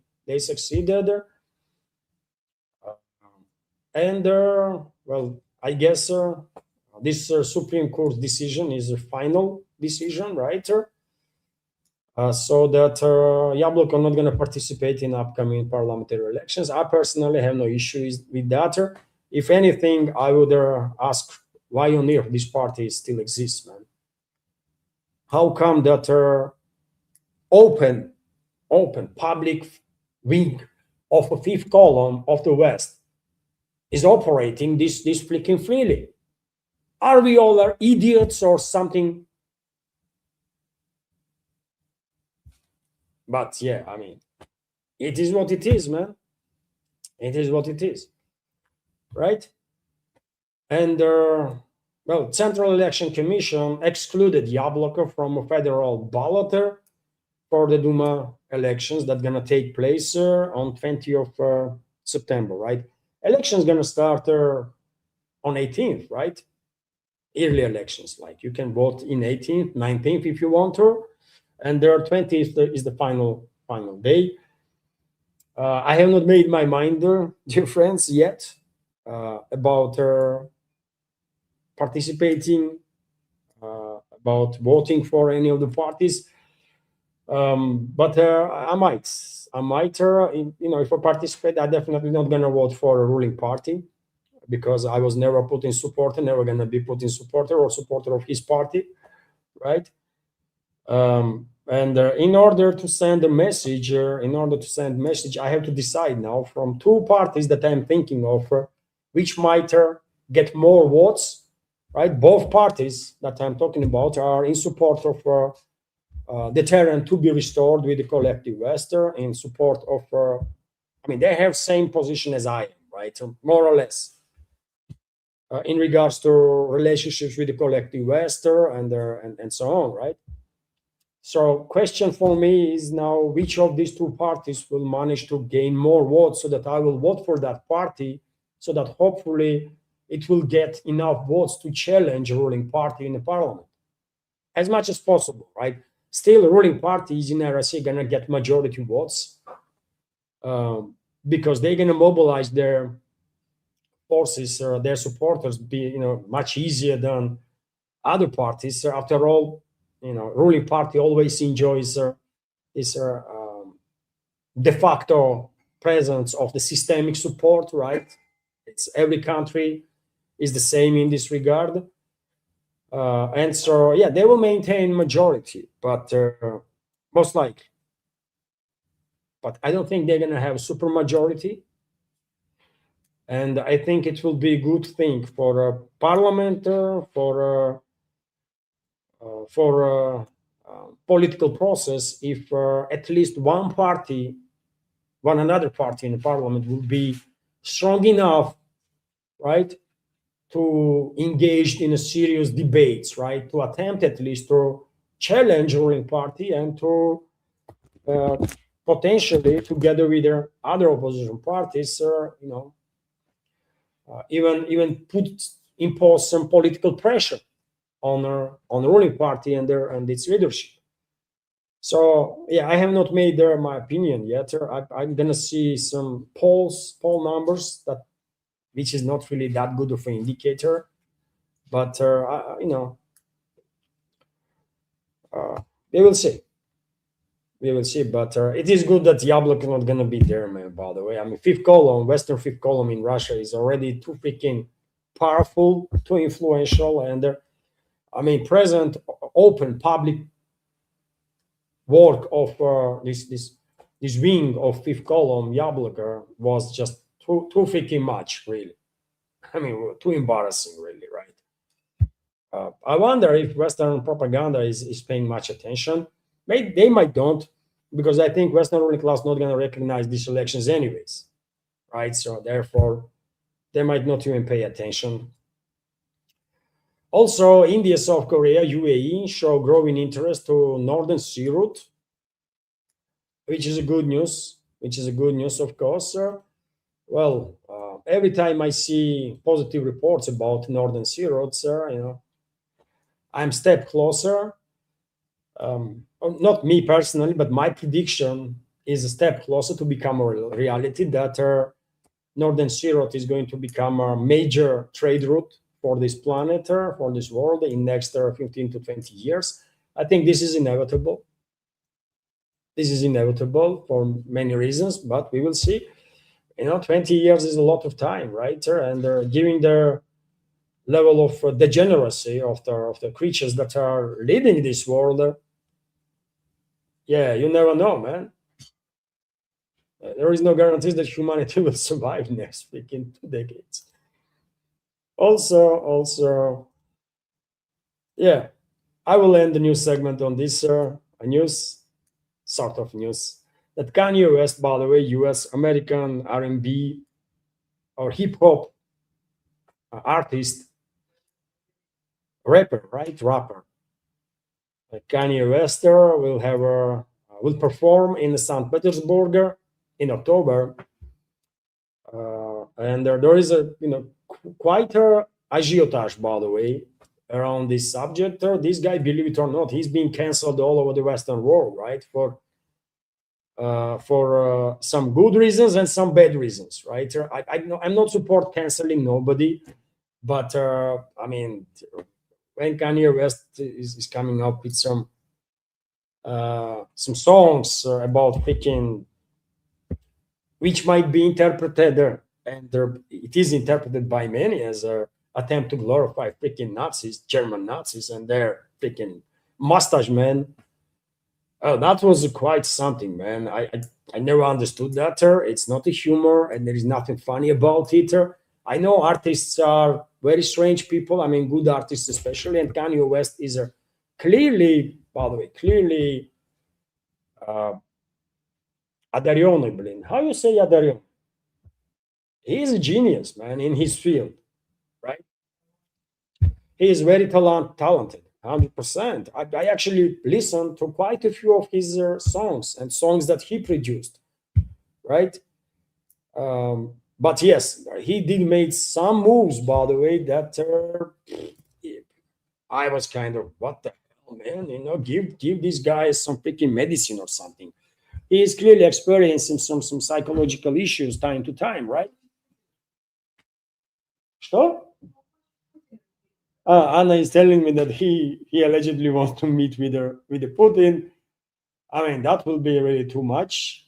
Come on, man. I barely can keep with her with this knowledge that Putin is wasting his time, president of Russia, by the way, is wasting his time talking to freaking Witkov and Kushner and the freaking other nobodies.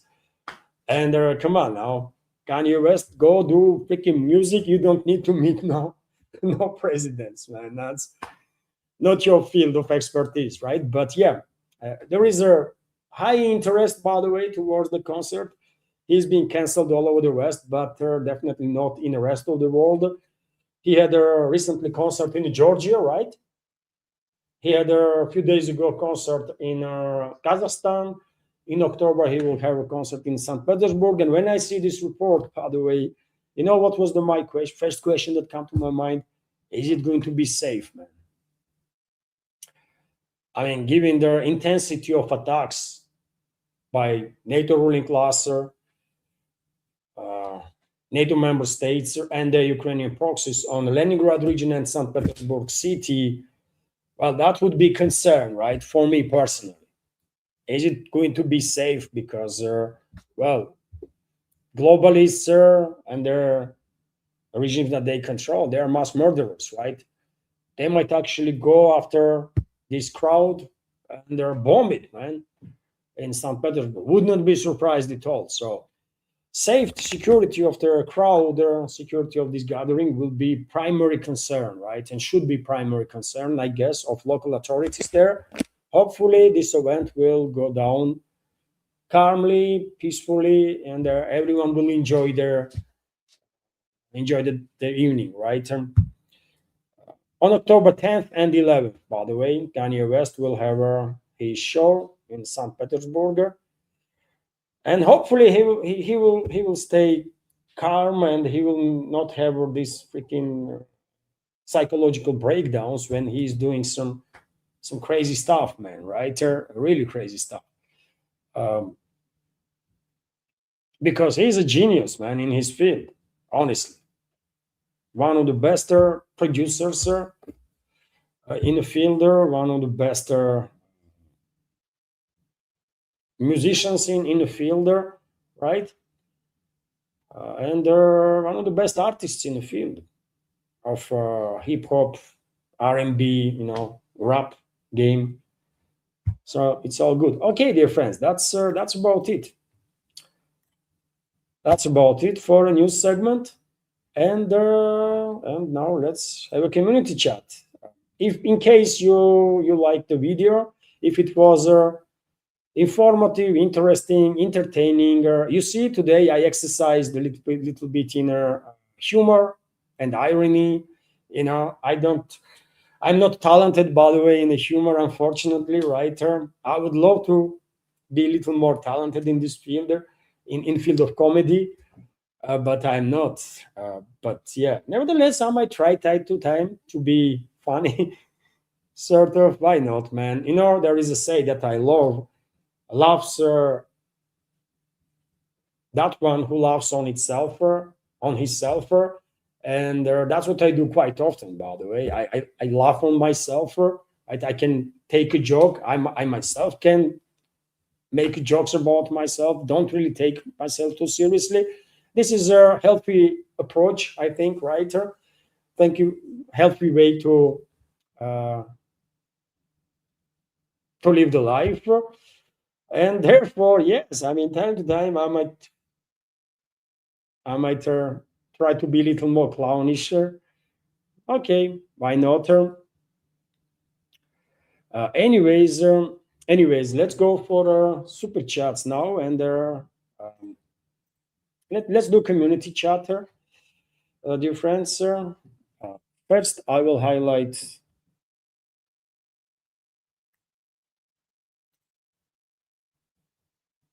this super chats from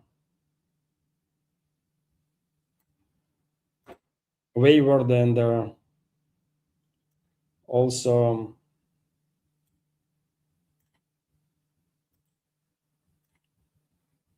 premium subscription gift card from a Viper. So let's go for it.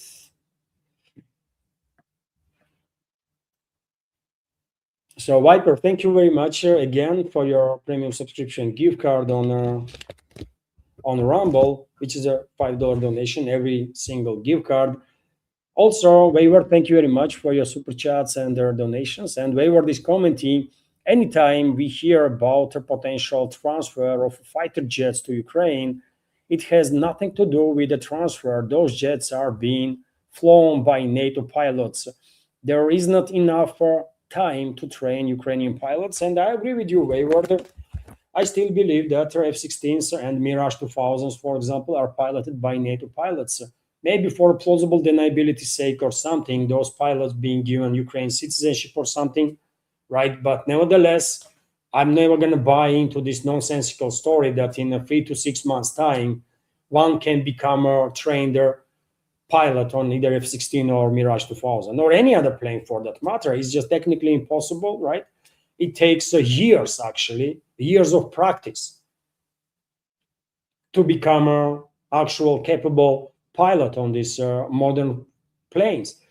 So I'm on the same page with you on this matter. It's NATO pilots, of course, of course. Also, everybody is commenting. I stopped taking seriously any Russian officials' warnings about 3 years ago.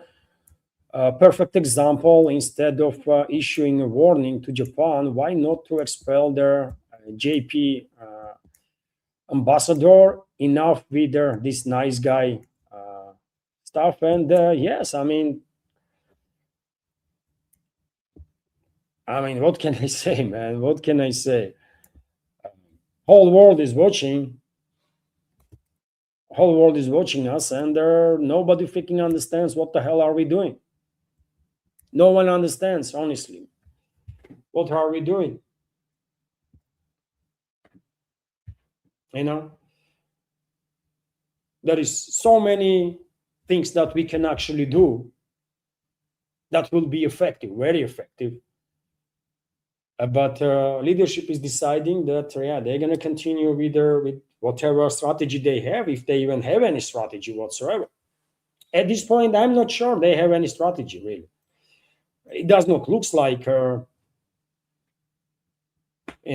pre-planned policies, right? That it looks like they are just reacting, always reacting on something, right? West is a proactive, Russian leadership is reactive. And whenever you are reactive, you're always going to lag behind. Always. You have to be proactive. You have to go for preemptive steps, right? But Russian leadership clearly has different opinion on that. Thank you for your comments. And there was also more super chats.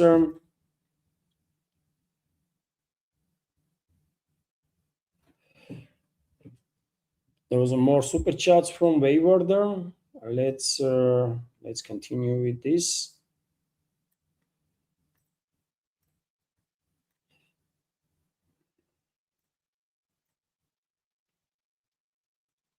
Of course, I would love to be wrong in my criticism. I would love to be wronger in my criticism, and if one day we will find out that after all there was a plan, right, actually in a place, then of course many of us would like that, majority of us. But unfortunately, we cannot rely on hopes alone. We need some factual indicators, factual evidences, and as of now, I see none.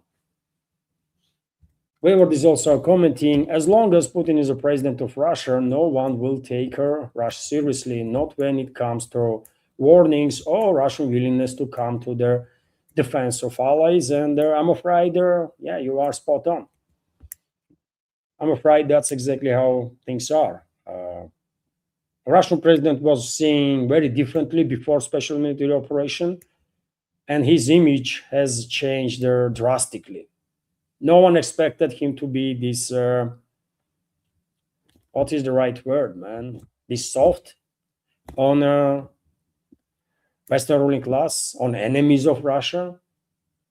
Probably no one ever even think about such a possibility that Putin would be this soft on public enemies of Russian people, which is the Western ruling class and their proxies.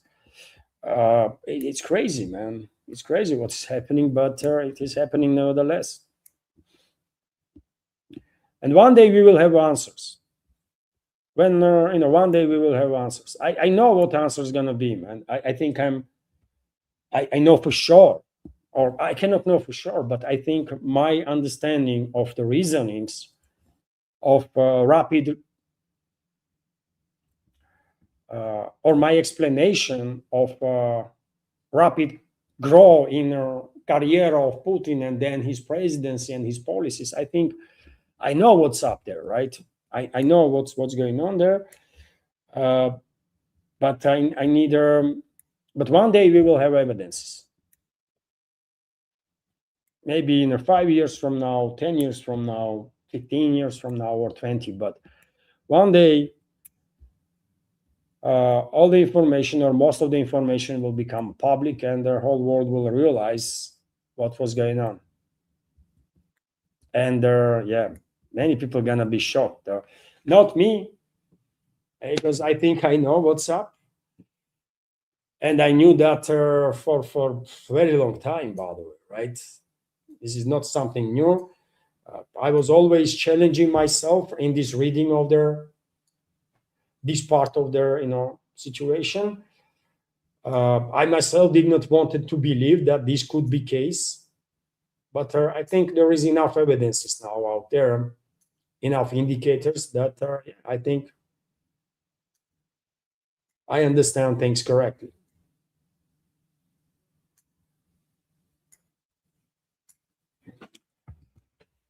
And given time, by the way, there will be factual evidence published to confirm what I'm thinking.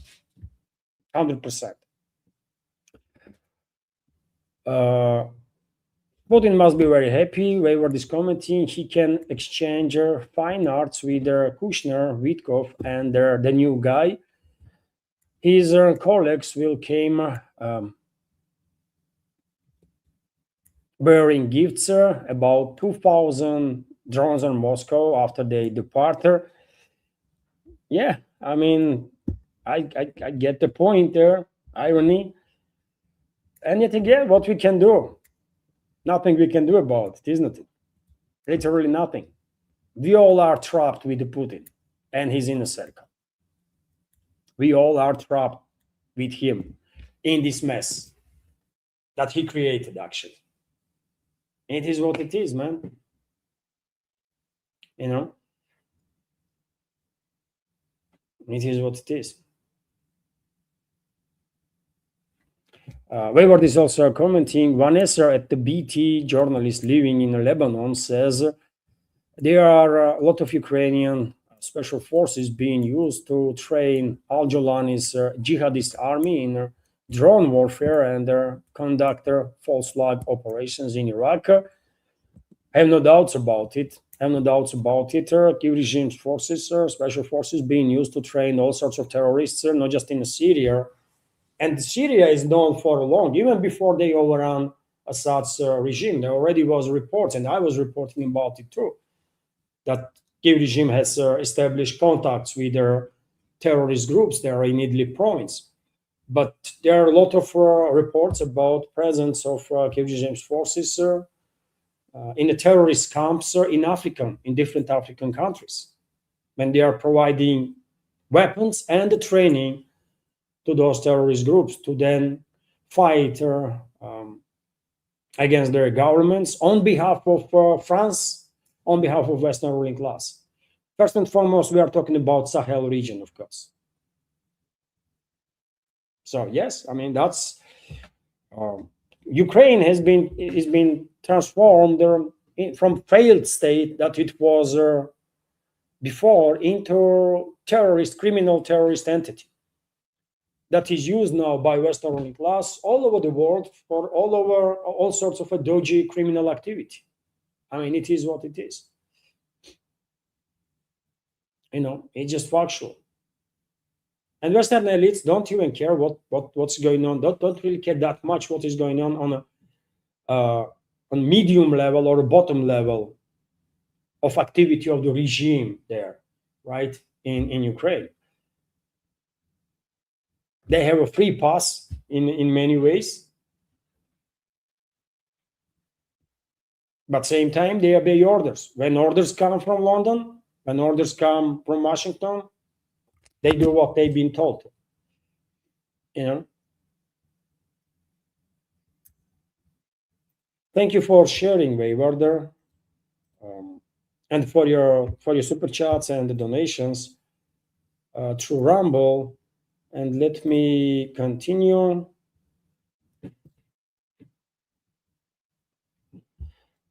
Let me continue. There is a super chat from Scooby, also premium subscription from Nautilus, Atomic Ray, and another premium subscription gift card from Viper. Let me highlight this difference.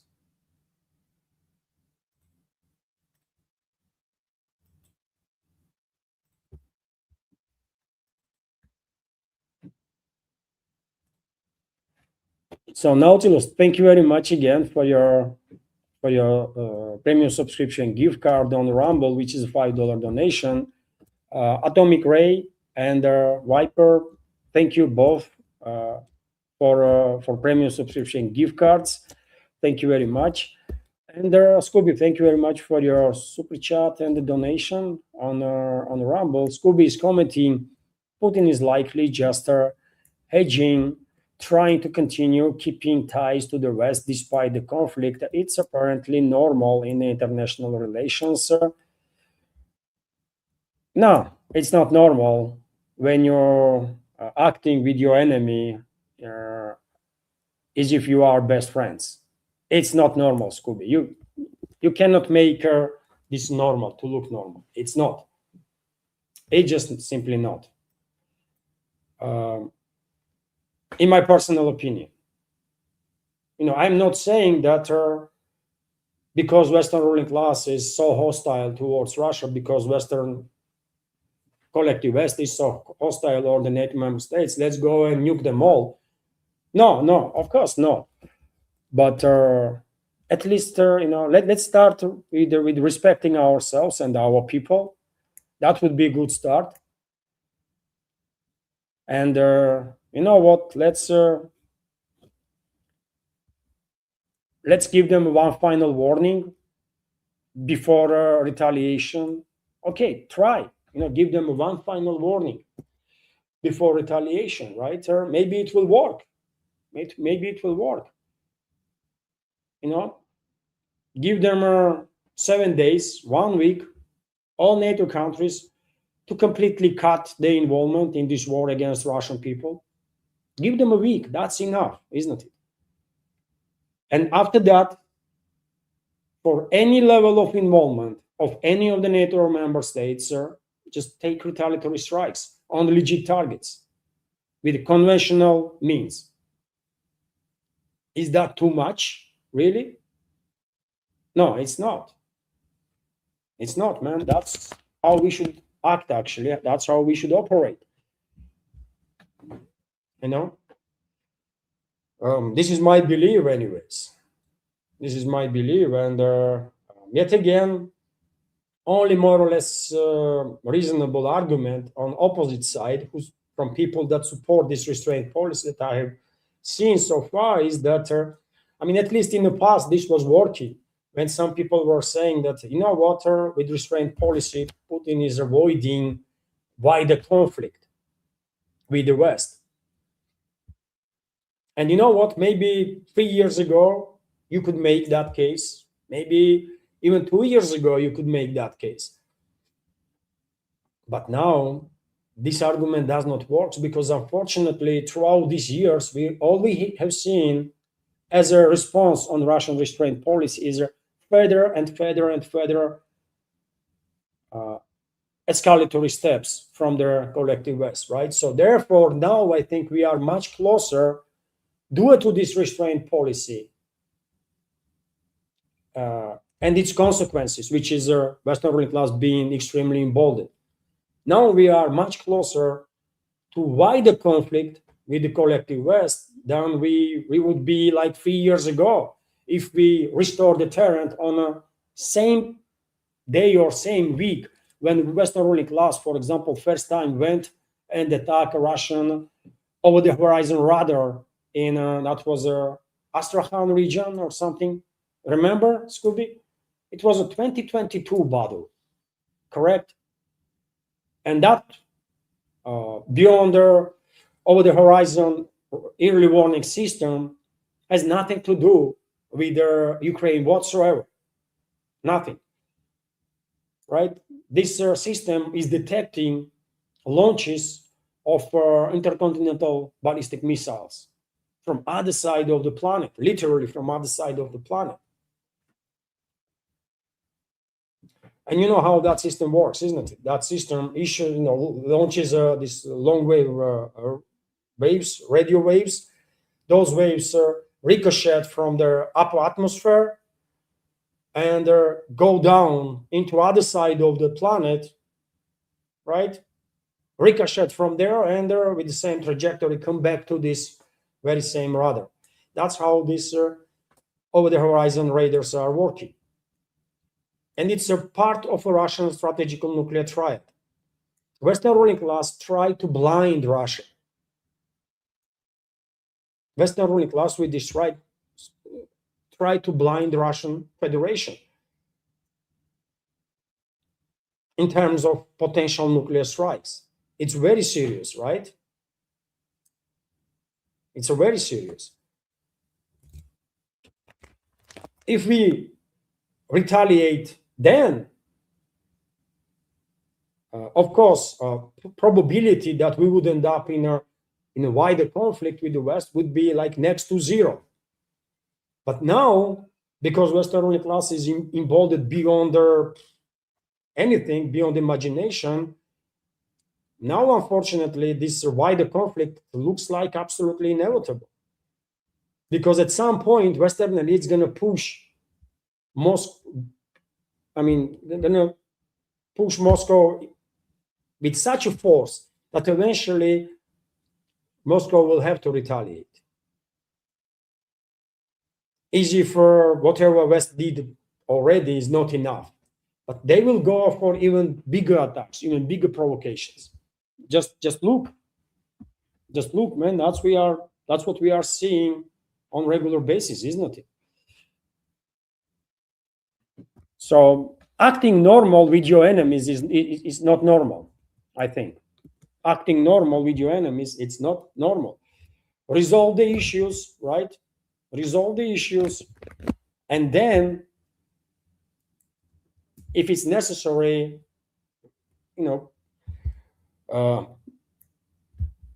create the ground for new type of relationships, right, with those enemies, if it's even necessary to have any relationships. But you should not act as if you are friends, right, when you are not, and when those enemies of your people are killing your citizens on a daily basis. That's what I think. It's not diplomacy, it's stupidity, I think, right? When certain groups of forces are killing your citizen and you are acting as if nothing is happening, it's not normal. It's stupid. That's what I think. Anyways, dear friends, I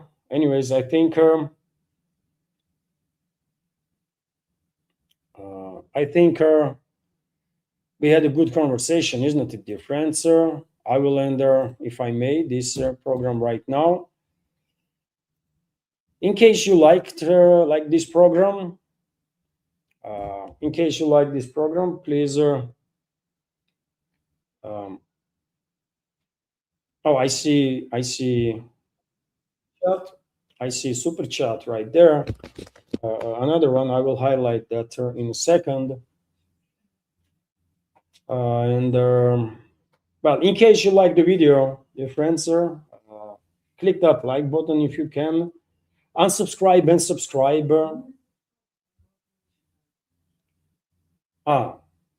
Okay, Anna is telling me that if you click that bell, like again, it might work better. Maybe. Oh, okay. And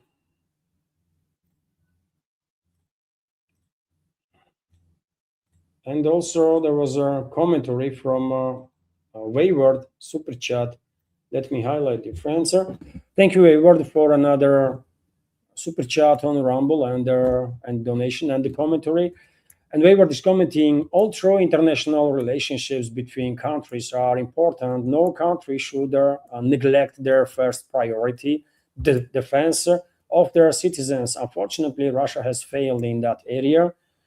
And yeah, unfortunately, looks like we are failing. We continue to fail in this area on daily basis.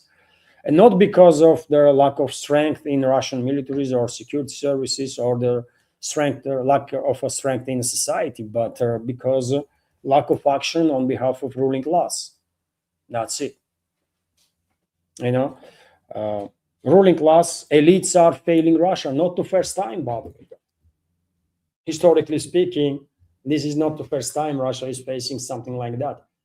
Many times, Russian people were failed by their own elites, and I guess this is the true in case of many other countries also, right? Take a look at the Western world, by the way. I mean, Western world is being almost decimated, right? They're barely recognizable, and it's a Western elites, isn't it, that bring that to those countries. And yeah, as one say goes, we deserve government that we have.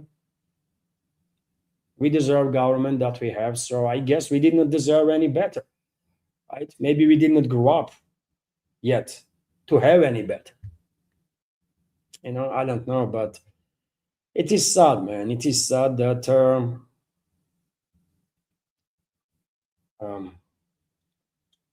this kind of stuff is happening, for sure. Thank you for sharing, Wayward. And right now,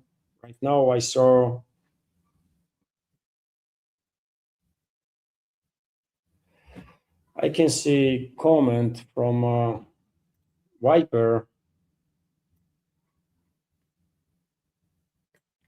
super chat from Viper. Dear friends, let me highlight her. Viper usually helps her with their premium subscription gift cards. Rare occasion when Viper as a super chatter. And comment is from Viper. Thank you very much, Viper, for your super chat on Rumble and the $5 donation. And Viper is commenting, how much do you need to make a month to live in Moscow? It depends, sir. If you are alone or if you are with family, how big your family is, right? I can tell you in our case, right? We are medium family, four people, like mom, pop, two kids, and well, we pay just for rent. By the way,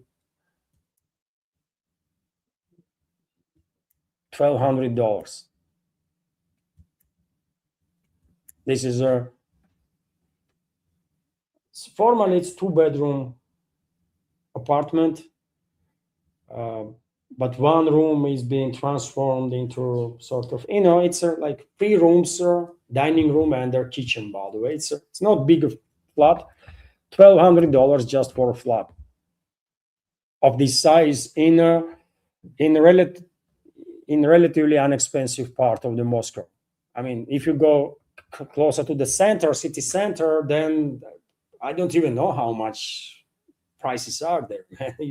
I never asked you and never had the interest because it's gonna be in I don't know, man. Сколько? За три. Да. Anna is telling me that in the central part of Moscow, this type of flat might cost $3,000 a month. At least could be case. I personally have no freaking idea. So it all depends. It all depends, Viper. Uh, when it comes to food, because this is Moscow, I mean, food is more expensive than even in the Moscow region, right? When our relatives are coming from Moscow region, that they are like, not really shocked, but they always acknowledge that like 10 kilometers away from here, 20 kilometers away from here, prices are different in the same picking chain of the supermarkets, right? Uh, but yeah, I mean, for us, сколько мы тратим вот в месяц в среднем примерно? Вообще на все. Квартира, свет, там, все вообще. Коммуналка, еда, транспорт, все.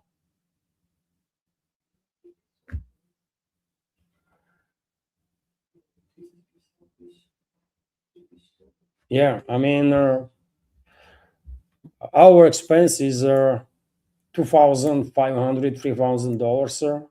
Anna is telling me now a month. Everything that includes everything, of course, renter and the rest of the stuff. So it's expensive. It's very expensive to live in Moscow. I mean, maybe not. Maybe, of course, in New York, probably you will have to spend twice more, maybe three times more. I don't know. I guess New York will be more expensive, but yeah, Moscow is also quite expensive. So you know, I'm working. I'm trying my best to develop this project. My wife is working, and we are barely managing to like stay flat. Not to sink, by the way, right? It's difficult. But yeah, I mean, if you are making, if family, if two people are working in a family, if you are making 200,000 plus, uh, you'll be fine. You're not gonna live rich life, but you'll just be fine. You survive.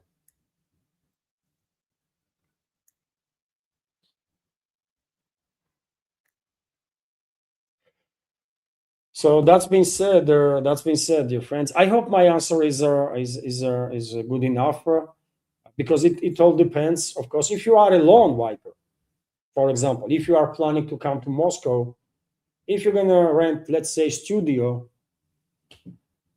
one room studio, probably you will rent it for like $800-900 in a good place, maybe $1,000, right?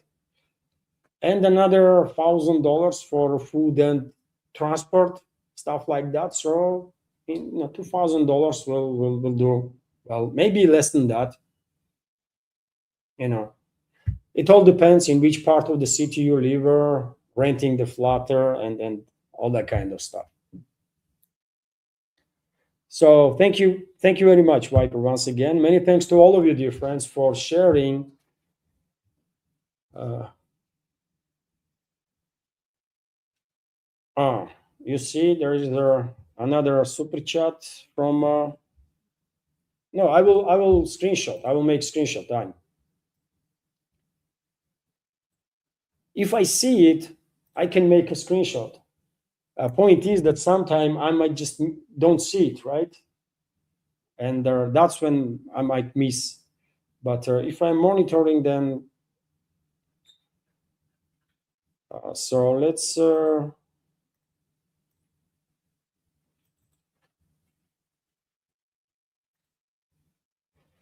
Scooby is commenting. Thank you, Scooby, for another super chat and to the donation. And Scooby is commenting, when you going to ask Snowden to come over for an interview? Yeah. Uh, I get the irony. He is not giving interviews to nobody, isn't it? I mean, last time I have seen Snowden's interview was with Tucker Carlson, or no, Greenwald. Who was Tucker Carlson or Glenn Greenwald? Glenn Greenwald helped him, isn't it? He was one of the persons who was trusted by Snowden and who was given some files by Snowden. But for quite a while, I have not seen no interviews from Snowden, and I think he's out of public attention, public eyes. most likely for safety purposes. He can live a peaceful life for he and his family. They don't really need public eyes, so I think it's rational to stay away from interviews and stuff. But either way, I mean, I might try all year to get an interview with Snowden. It would not work because I mean, I can imagine he declined interviews through massive channels, right? Massive channels. I don't think I have even the slightest chance to have an interview with Snowden.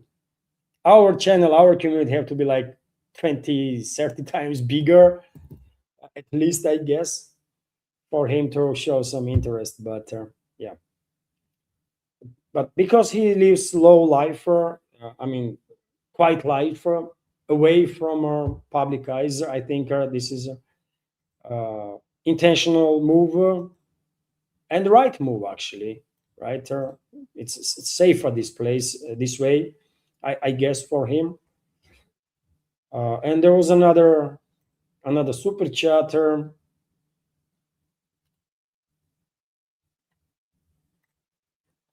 Wayward is commenting.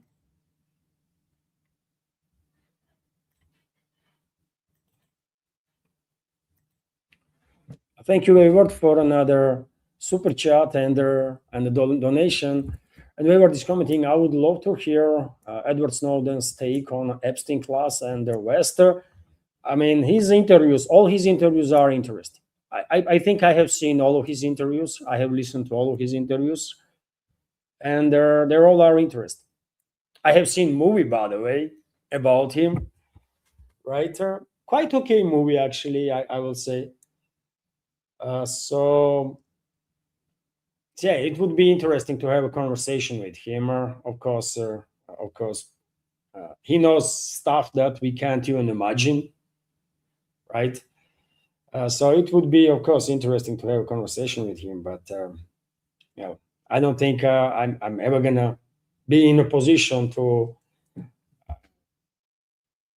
have an interview with him. But yeah, you never know. Never say never, isn't it? Who knows? Maybe a year from now, I will actually have an interview with Snowden. I mean, you never know, isn't it? So, but definitely his opinions on many things, especially when it comes to uh, access to our private lives from these Western secret services and their so-called private companies that are active, strongly uh, entangled with their secret services. Of course, on these topics, there is no one else better expert than Snowden because I mean he was there, right? So he have seen it firsthand. He knows everything. So thank you very much, dear friends, once again for your attention, for your support. Have a wonderful day, and take care. Bye for now.